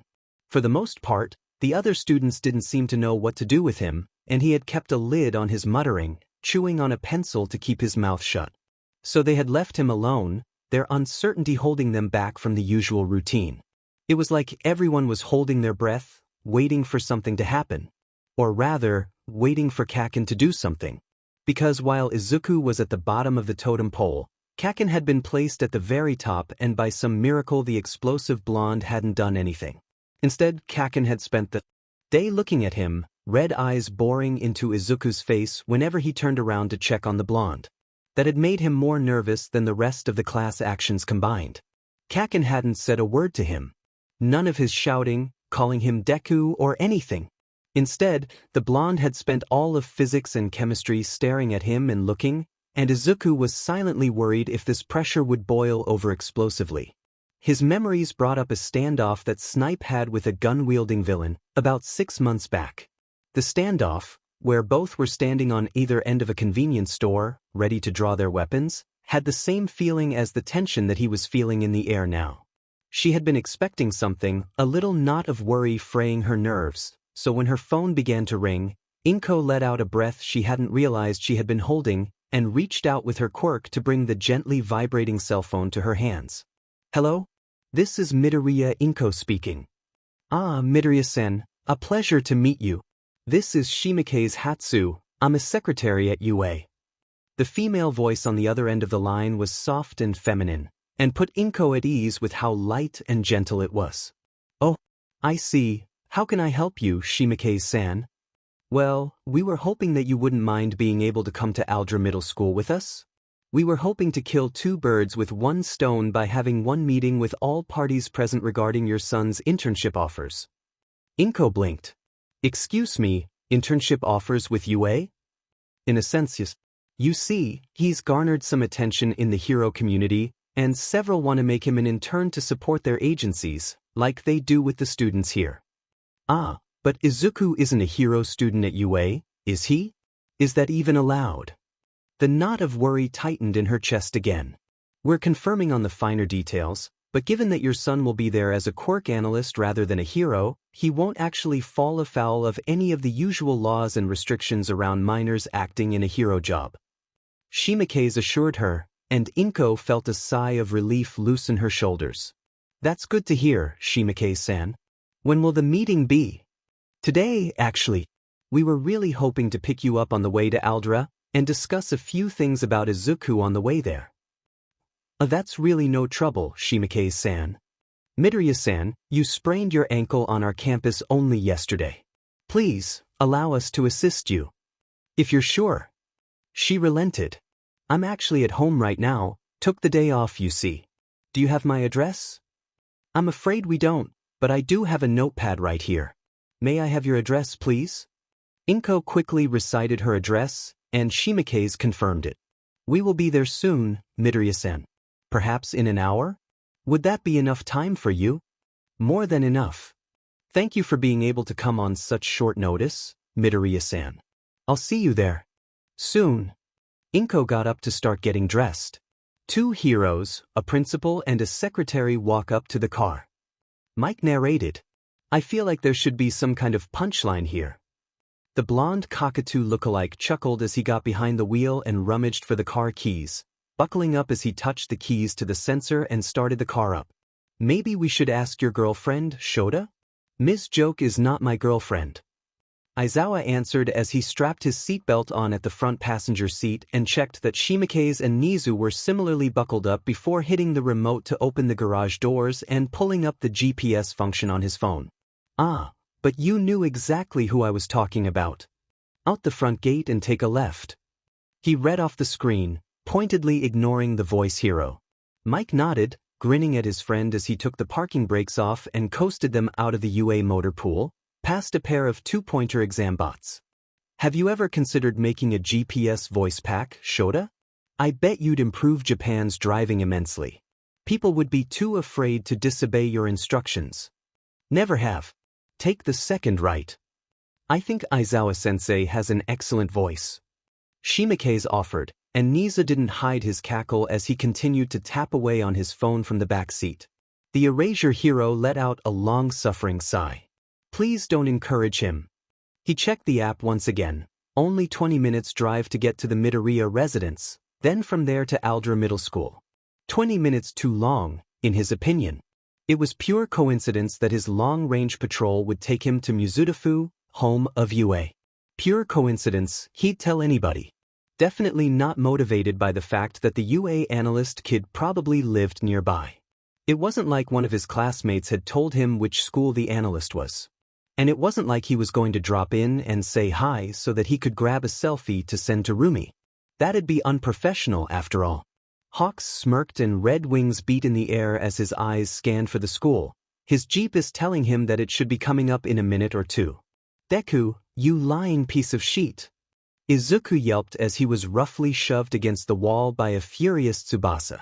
The boy's wings were flapping, clearly agitated as they flexed and thrashed. Other students in the hallways paused, uncertain and gawking, forming into a half-circle around them. Trapping him in. What was Tsubasa going on about? What did you tell him, huh? What quirk did you tell Hawks you had? Did you say it was some stupid analysis quirk or something? Pieces began to fall into place as Izuku struggled to pull the boy's hand from his collar. No, I didn't lie to him. I didn't even talk to him about quirks. He knows. He knows that I'm quirkless. There was a flash of memory, of the timestamps on the messages that had been sent to him when he had read it. The timing of the messages, heck, the messages themselves, hadn't occurred to him as being odd until now. Honestly, he was so relieved that he didn't think about it in the first place. How did Hawks know how to get in touch with me? How did Hawks know that I was quirkless? So why the F did he ask you're quirkless but for an internship and not me? Screamed Tsubasa.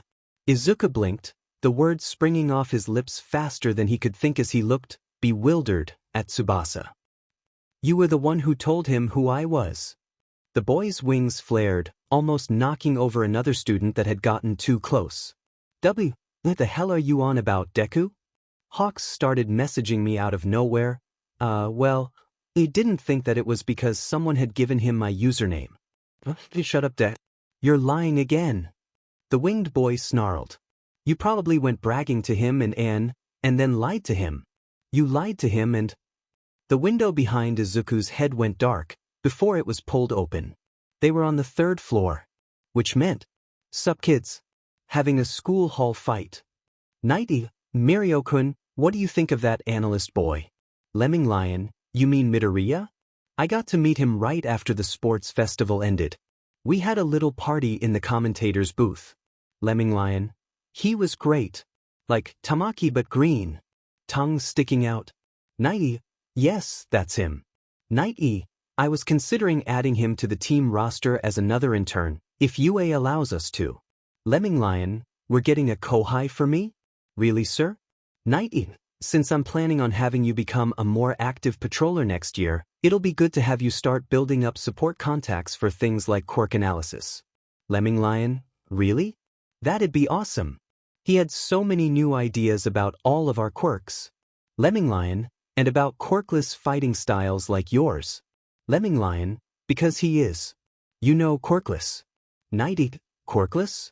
Nighty, impressive to know that he's doing his analysis purely through his own talents. Nighty, you mention ideas? Is it something that we haven't gone over before? Nighty, and yes, if he does join up with us, I'd be happy to teach him a thing or 20. Lemming Lion, huh, or 30? Wink with tongue sticking out. Lemming Lion, I was going to wait until we were in a gym to try it out, but one thing he wanted to try was to see if relative mass influenced depermeation launch vectors or if it was fixed to me. Lemming Lion, for example, if I was to use one of your plus ultra dense stamps and depermeate while it was in my arm, Lemming Lion, would my arm be launched backwards as if I was depermeating inside a wall, or would the weight be launched like a bullet? Lemming Lion, I can't wait to try it out during Quirk training today. I'll keep you updated. Laughing face. Nighty, that sounds incredibly useful, especially since we've been struggling to give you a ranged offensive option in your repertoire. Nighting, especially one that doesn't get left behind the moment you forget to permeate it through. Something. Nighty, on an unrelated note, we found those missing pants of yours in the crawl space between the gym and the showers. Lemming Lion, oh, huh? Really? Funny that they'd end up there, Kurt? Lemming Lion, I can't believe that we haven't thought to try it out before. Lemming Lion, he also had so many questions about you. Lemming Lion, I think I got maybe half of it? Lemming Lion, and that was before the cola got to him. Lemming Lion, then things got squeaky. Laughing face. Nighty, squeaky. Lemming Lion, oops, next class is coming up now. Got a ghost. Nighty, have a pleasant day, Mirio. Talk to you later.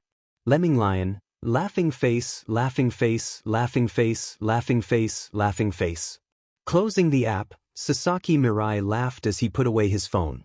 He glanced at his second monitor, which was showing a replay of the now-named Midoriya at the sports festival commentator's booth concurrent with the footage of Mirio fighting down the Teleportaki Maba, his first match in the final event. Certainly, that boy had caught his interest when he had first seen him on the sports festival broadcast. All in all, it was finally a pleasure to put a name to the face he'd been glimpsing for the past 7 years. Just who are you, Midoriya Izuku? Principal Hayasu Ichiro was ready for this meeting. That was what he kept telling himself. He had, after all, time and again rehearsed the day that dignitaries from UA Heroics Academy would arrive at his humble little middle school. The man had it all planned out. First, a strong welcome. Second, a tour of the facilities during their walk to his office. And then, to talk about Bakugo. Except things had, however, gone a little off-script when Principal Nizu's secretary had mentioned that the whole point of the visit was about the quirkless little Midoriya Izuku, rather than a more talented student such as the explosively talented Bakugo Katsuki.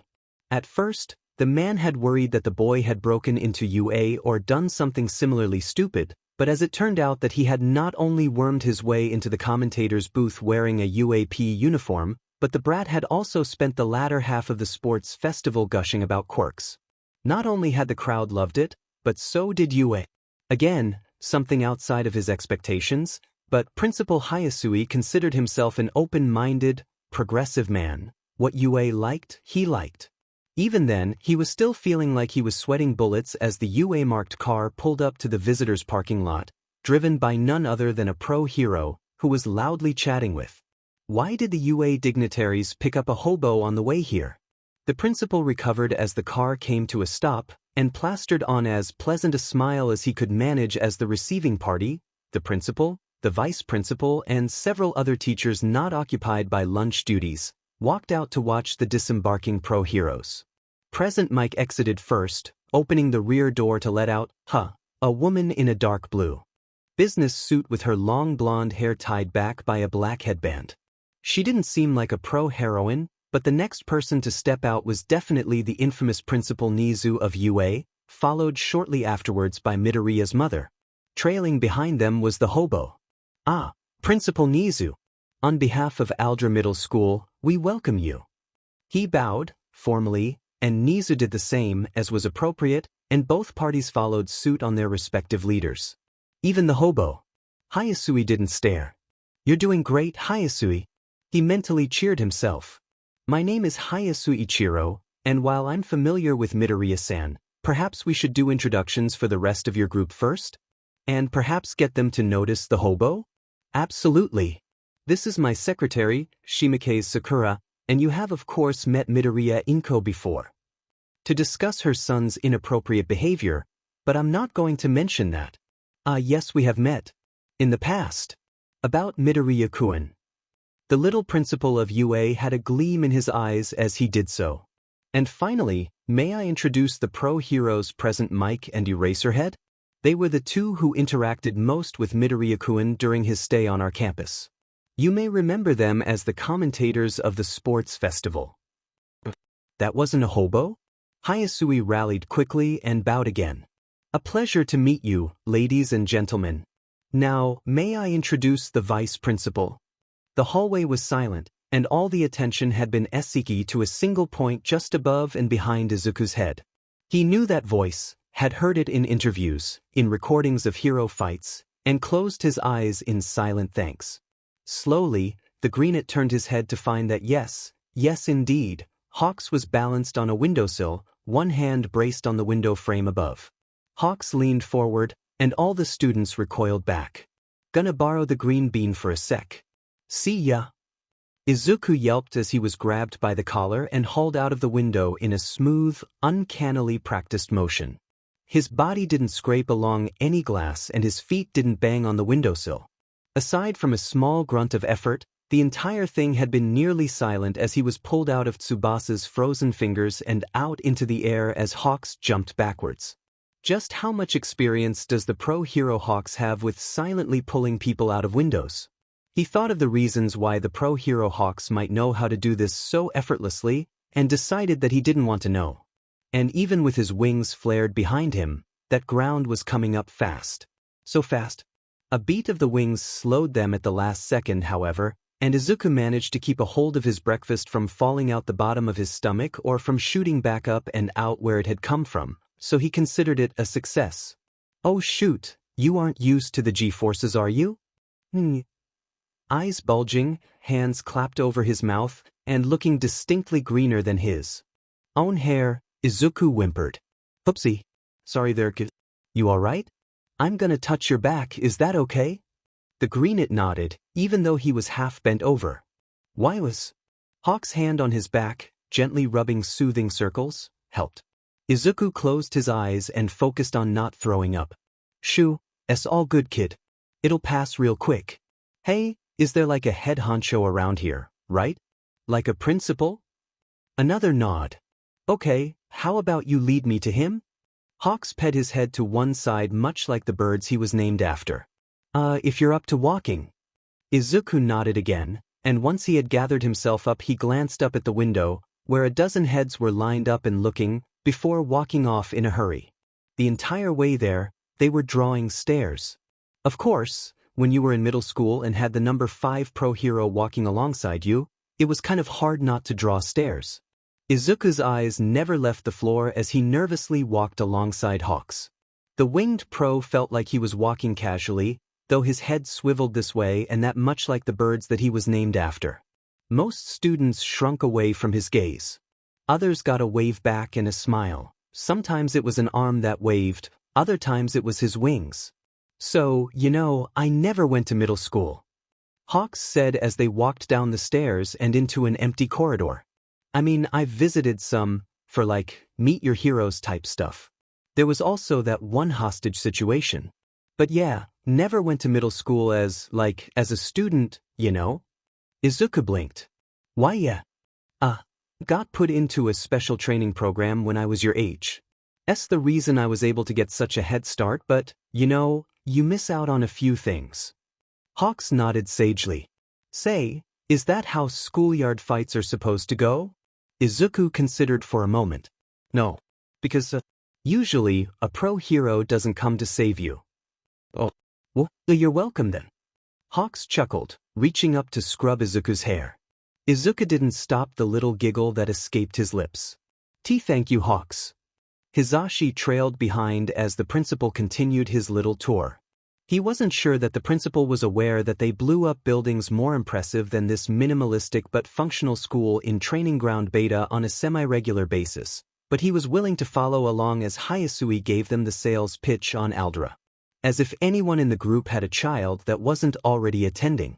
Then again, they did spring this visit on the principal. Maybe he was stalling for time while someone cleared out a conference room or something for them to arrive at. And this brings us to the who dash. Oh hey, it's the rat. Rounding the corner with Midoriya-kun in tow was another pro hero, with a pair of very distinctive large red wings, who grinned and waved as he spotted the tour group. Half the teachers, namely, all the Aldra-associated teachers, froze in place. Hyasui made a strangled noise. Why, if it isn't the pigeon, cackled the principal. Hawks, hasn't it been 2 years? You hardly visit. The blonde hero laughed. You kept shooting missiles at me. Well, you did try to drop in uninvited. The UA barrier needs that information. You kept shooting missiles at me. Miss Nagase got a lot of test data out of it. Hisashi found himself laughing at the exchange, even though Shota was palming his face and muttering something. Nizu broke away from the group as Hawks did the same with a stunned-looking Midoriya. Hisashi gave the boy a little wave, which returned some of the color on his pale face. Hey, little listener. How was school? Anyone asked for your autograph yet? There was something in the way that Midoriya nervously smiled, and his rumpled state in general, that put both the UA Pro Hero teachers on edge. Hawks perked up from where he had crouched down to shake Principal Nizu's hand. Oh, dibs on that. I want his autograph. Midoriya blushed redder, and so did Hyasui, who sputtered as recognition finally dialed in. P-Pro Hero Hawks? Who's next, Endeavor? Hisashi heard a familiar sigh behind him as Shota adjusted his capture scarf. Hope not. Well, Midoriya-kun here made quite the impression after all. Nizu smiled, showing teeth. Speaking of, Hawks, you did realize you only have to fill in one internship request form, correct? Ah, kid in the announcer's booth, didn't have the same ring to it as Midoriya Izuku, you know? Hawks grinned. I didn't want to miss out because I got his name wrong. You also filled out 3 more forms with Midoriya-kun's name listed as Green Bean, Broccoli Head, and you know who I mean by now. Nizu countered, causing Midoriya to let out a squawk of indignation. Which makes me wonder how you got a hold of his name with that last application, Hawks. Wait just a moment here, you actually want Midoriya? Blurted out Hyasui, drawing everyone's attention. But he's quirkless. Everything stopped, and silence reigned. Bakugo Katsuki watched as the extras milled around in confusion, blabbering on about Hawks appearing out of nowhere. Of course, that's how it'd look like. Hawks was one of the fastest heroes around, dumbass, and Izuku. Midoriya Izuku. Katsuki growled as he dug into his lunch and took a sip of water. The hell are you doing calling Izuku names like that? Does that sound like something a hero would do, brat? Screamed the hag. Things had been loud in the Bakugo household last afternoon, and it had gone into the evening. Even Dad had been eerily firm with his voice as he sat his son up and started to unravel the duct tape they had used to pin him down. Katsuki, I want you to tell me what upset you about seeing Izuku in the announcer's booth. Why had he been angry? Because useless fucking Deku thought he was better because he got into that booth and had been lording it over him. Did he really? Did he wave at the cameras and say, "Hi, Kaken, look at where I am and look at where you are"? No, of course he didn't. But I know he was thinking it. Was he thinking it, or were you? He hadn't had an answer to that. The room had, blessedly, fallen silent for a moment before Mitsuki finally spoke again. Why the f would you think that, huh? Every time I see him he's gushing about how strong you are. Izuku adores you. Well, yeah, he was gonna be better than All Might. The next number 1. Of course Deku would know that. So why would he think he's better than me if he does? Just how long have you been calling him that anyway? His parents had not liked the answer. Really, Katsuki? Is treating other people like that really how you become a hero? Sounds more like a way to end up a villain. What would you know, Dad? I don't exactly see you on the hero billboards. F off, he wasn't going to go villain. Those guys were weak. They were losers. Katsuki hurled his plastic bottle across the room and into the recycling bin, because litterers were villains, and scowled. F-. He had a lot to think about, didn't he? Things had rapidly gone downhill after Hyasui had shot his mouth off. Nizu's smile had frozen as clues collected in the past 24 hours, give or take an hour, had slotted into place after he had reviewed the boy's actions on cameras, reading his lips and expressions and interactions. Midoriya-kun's nervousness. His skittishness around authority figures. The boy's fear of his own quirklessness. Shockingly low self-worth and self-esteem. It was time for him to roll up his sleeves, it seemed. I believe we must clarify a few things. Nizu said, and despite being half the height and less than a third the mass of the smallest of the assembled humans, that being Midoriya Izuku, the full weight of his authority as the principal of the premier heroic school in Japan drew everyone's eyes towards him. Humans. All that effort in learning human social codes and conventions had been worth it, if only because it meant that he could break them into tiny little pieces. We are here to invite Midoriya Izuku into a special program where he interns with several of the heroes that applied to do so, something that all of our hero course students participate in over the school year. So yes, we do want him as an intern. Several heroes want him as an intern, something that not all of our hero course students get. Hayasui looked like he was having trouble breathing. But he's He's quirkless. Nizu finished for him. I understand that's quite a disadvantage for a hero, to not have a quirk. Yes, exactly. The middle school principal nodded before stopping again. Really, it was as if he wasn't even trying. Nizu's nose twitched and he let out a thoughtful hum. I would still take him on. Izawa interrupted, a surprised ripple spreading around the others. Midoriya-kun's got a good head on his shoulders, thinks things through, and has come up with a wide number of ways for other students to improve. With training, I wouldn't mind having him as a colleague in the hero business. And Eraserhead here isn't the only one. Hawks chirped. Even after Tsubasa told me he was quirkless, I still would pick him over some of the other interns I've had from other hero schools. I have a standing invitation that he could come along to my radio show. Mike added, honestly, if it goes well we might even make it a weekly thing. If Midoriya approves, anyway. And those are just 3 of, what was it? Nearly 200 offers for hero internships. Nizu smiled at the little squeak Midoriya the younger produced at the casual dropping of that fact. Why does his quirk status disqualify him from being invited to a hero agency internship, Hayasui-kun? The diminutive suffix stung like a barb driven into his hand's soft tissue. Nizu could see.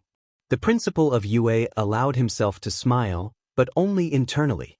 No answer came out of the man's mouth. The Aldera principal seemed to realize now that his words had brought him leaning over the edge of a precipice, hanging on by just his flimsy thin necktie, and Nizu was holding on to it. All the mouse, dog, bear had to do was let go. After all, the word of the principal of UA carried a lot of weight, after all, and that wasn't even beginning to consider the other resources that were available to him. Recommendations could be made to school boards. Talk of how unpleasant the visit had been.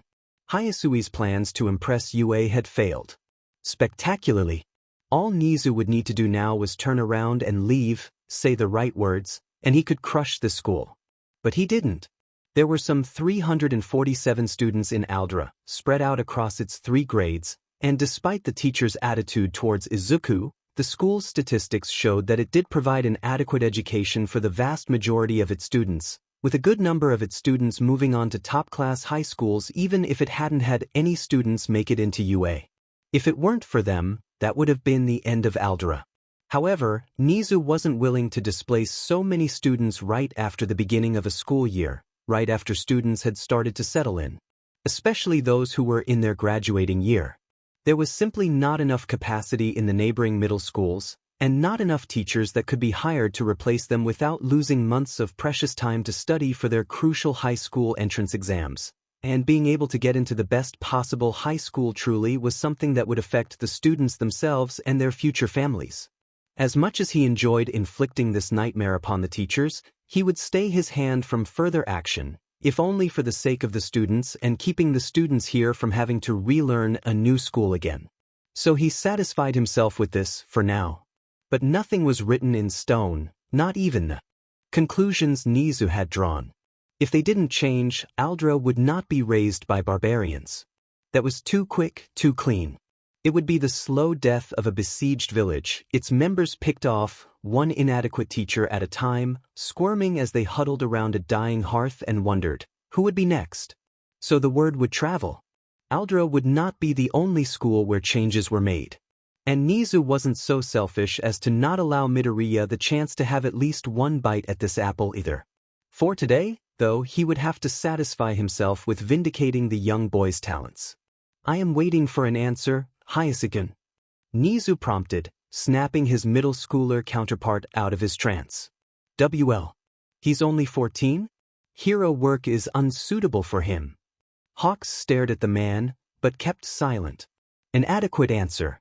Nizu flicked his paw in what humans would interpret to be a dismissive gesture. Yes, that much is true.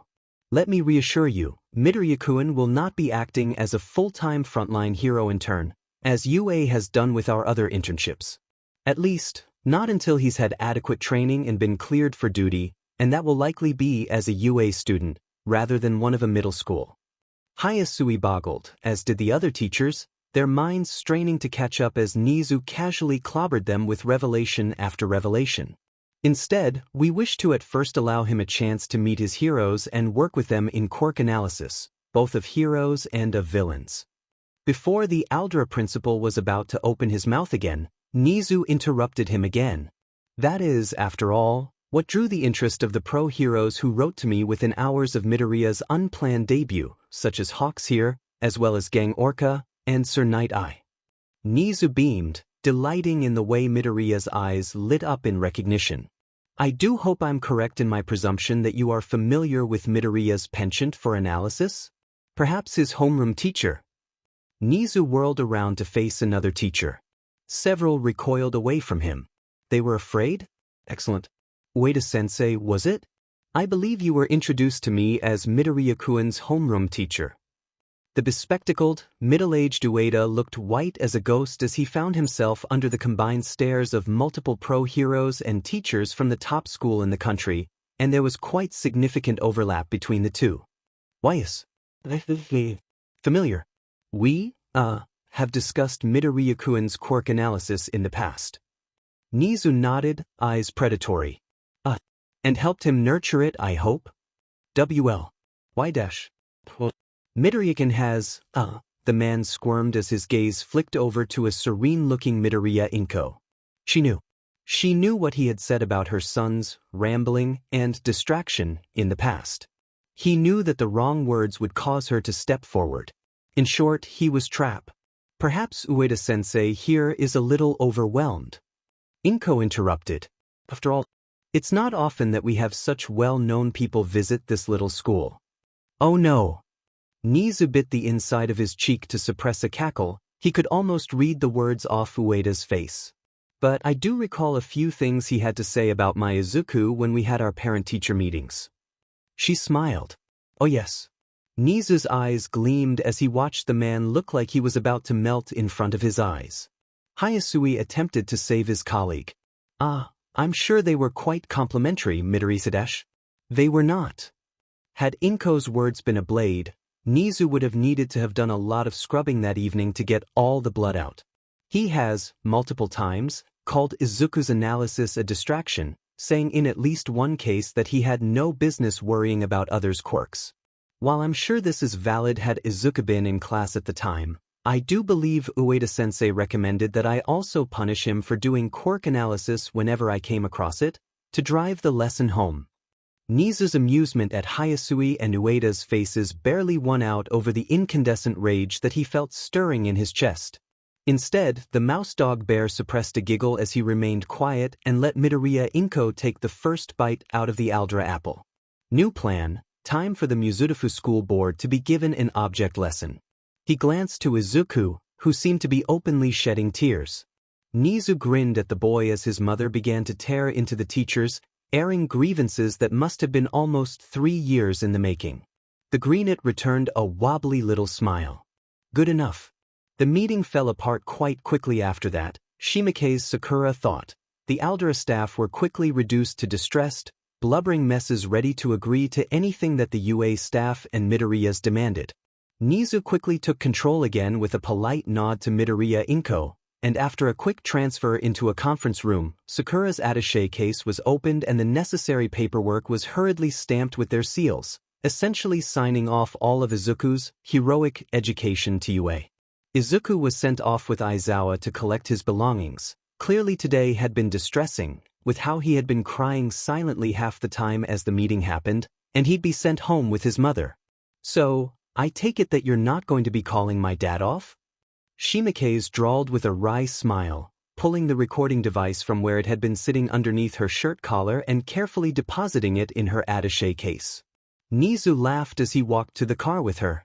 "Oh, of course not, my dear. Do send my regards to Teruki when you next see him." Aizawa followed Midoriya to his classroom, accompanied by Hawks, wading through the students as they tried their best to get out of the way. Voices from the students followed. "Do you think I could ask him for a Hawks autograph?" "Wait, Deku's got 2 pros with him now? Who's the other one? I don't recognize him." Dunno, could be an underground hero or maybe he's some new guy." "I thought he was some hobo?" Aizawa turned to glare at the last one, causing the boy's eyes to literally fall out of his head. "Ah, that's his quirk, Aizawa-san," Midoriya explained. "His optical nerves are wrapped by an additional set of muscles rather than the typical extraocular muscle groups, allowing him to detach them from his eye socket and move it around. Kind of like a squid's tentacle." Hawks chuckled, leaning over to Midoriya. "Wait, if I get you as an intern, does that mean you have to call me Hawk-sensei?" "I guess." Midoriya turned to Aizawa, who returned a flat stare. Kindness he could do. That was just what decent human beings did. Shenanigans, however, was right out. "Let's get your stuff, all right?" "Sure." Midoriya slid the door to the room forward, smaller than what he was used to, and stepped inside. Most of the classroom stopped and stared. Izuku froze in place. "Kid," whispered Aizawa, his lip movements hidden behind his scarf. "You good?" Izuku nodded and making a visible effort stepped forward. Avoiding the gazes of his classmates, he went to his bag and collected his things. Aizawa didn't miss how ragged and torn up his desk looked. "Excuse me? Hawks-san?" whispered one of the girls sitting nearby. Aizawa's gaze slid off of Midoriya to check on the new voice. It was a silver-haired girl, her long locks wavering in the air as if they defied gravity. "Yeah, something the matter?" Hawks answered, though his eyes never left the greenet's back. His posture was tense, like he was expecting trouble. "Is Midoriya-kun in trouble?" Hawks spared her a glance and a small smile. "Nah, he's just had a rough day. Plus, there's a bunch of heroes who want him as an intern." "He'll be back tomorrow, most likely," Aizawa confirmed. "That's great." The girl's shoulders sagged slightly in relief and she smiled, her voice dropping down into a whisper that only the 2 pros could hear. "It's about time something good happened to him."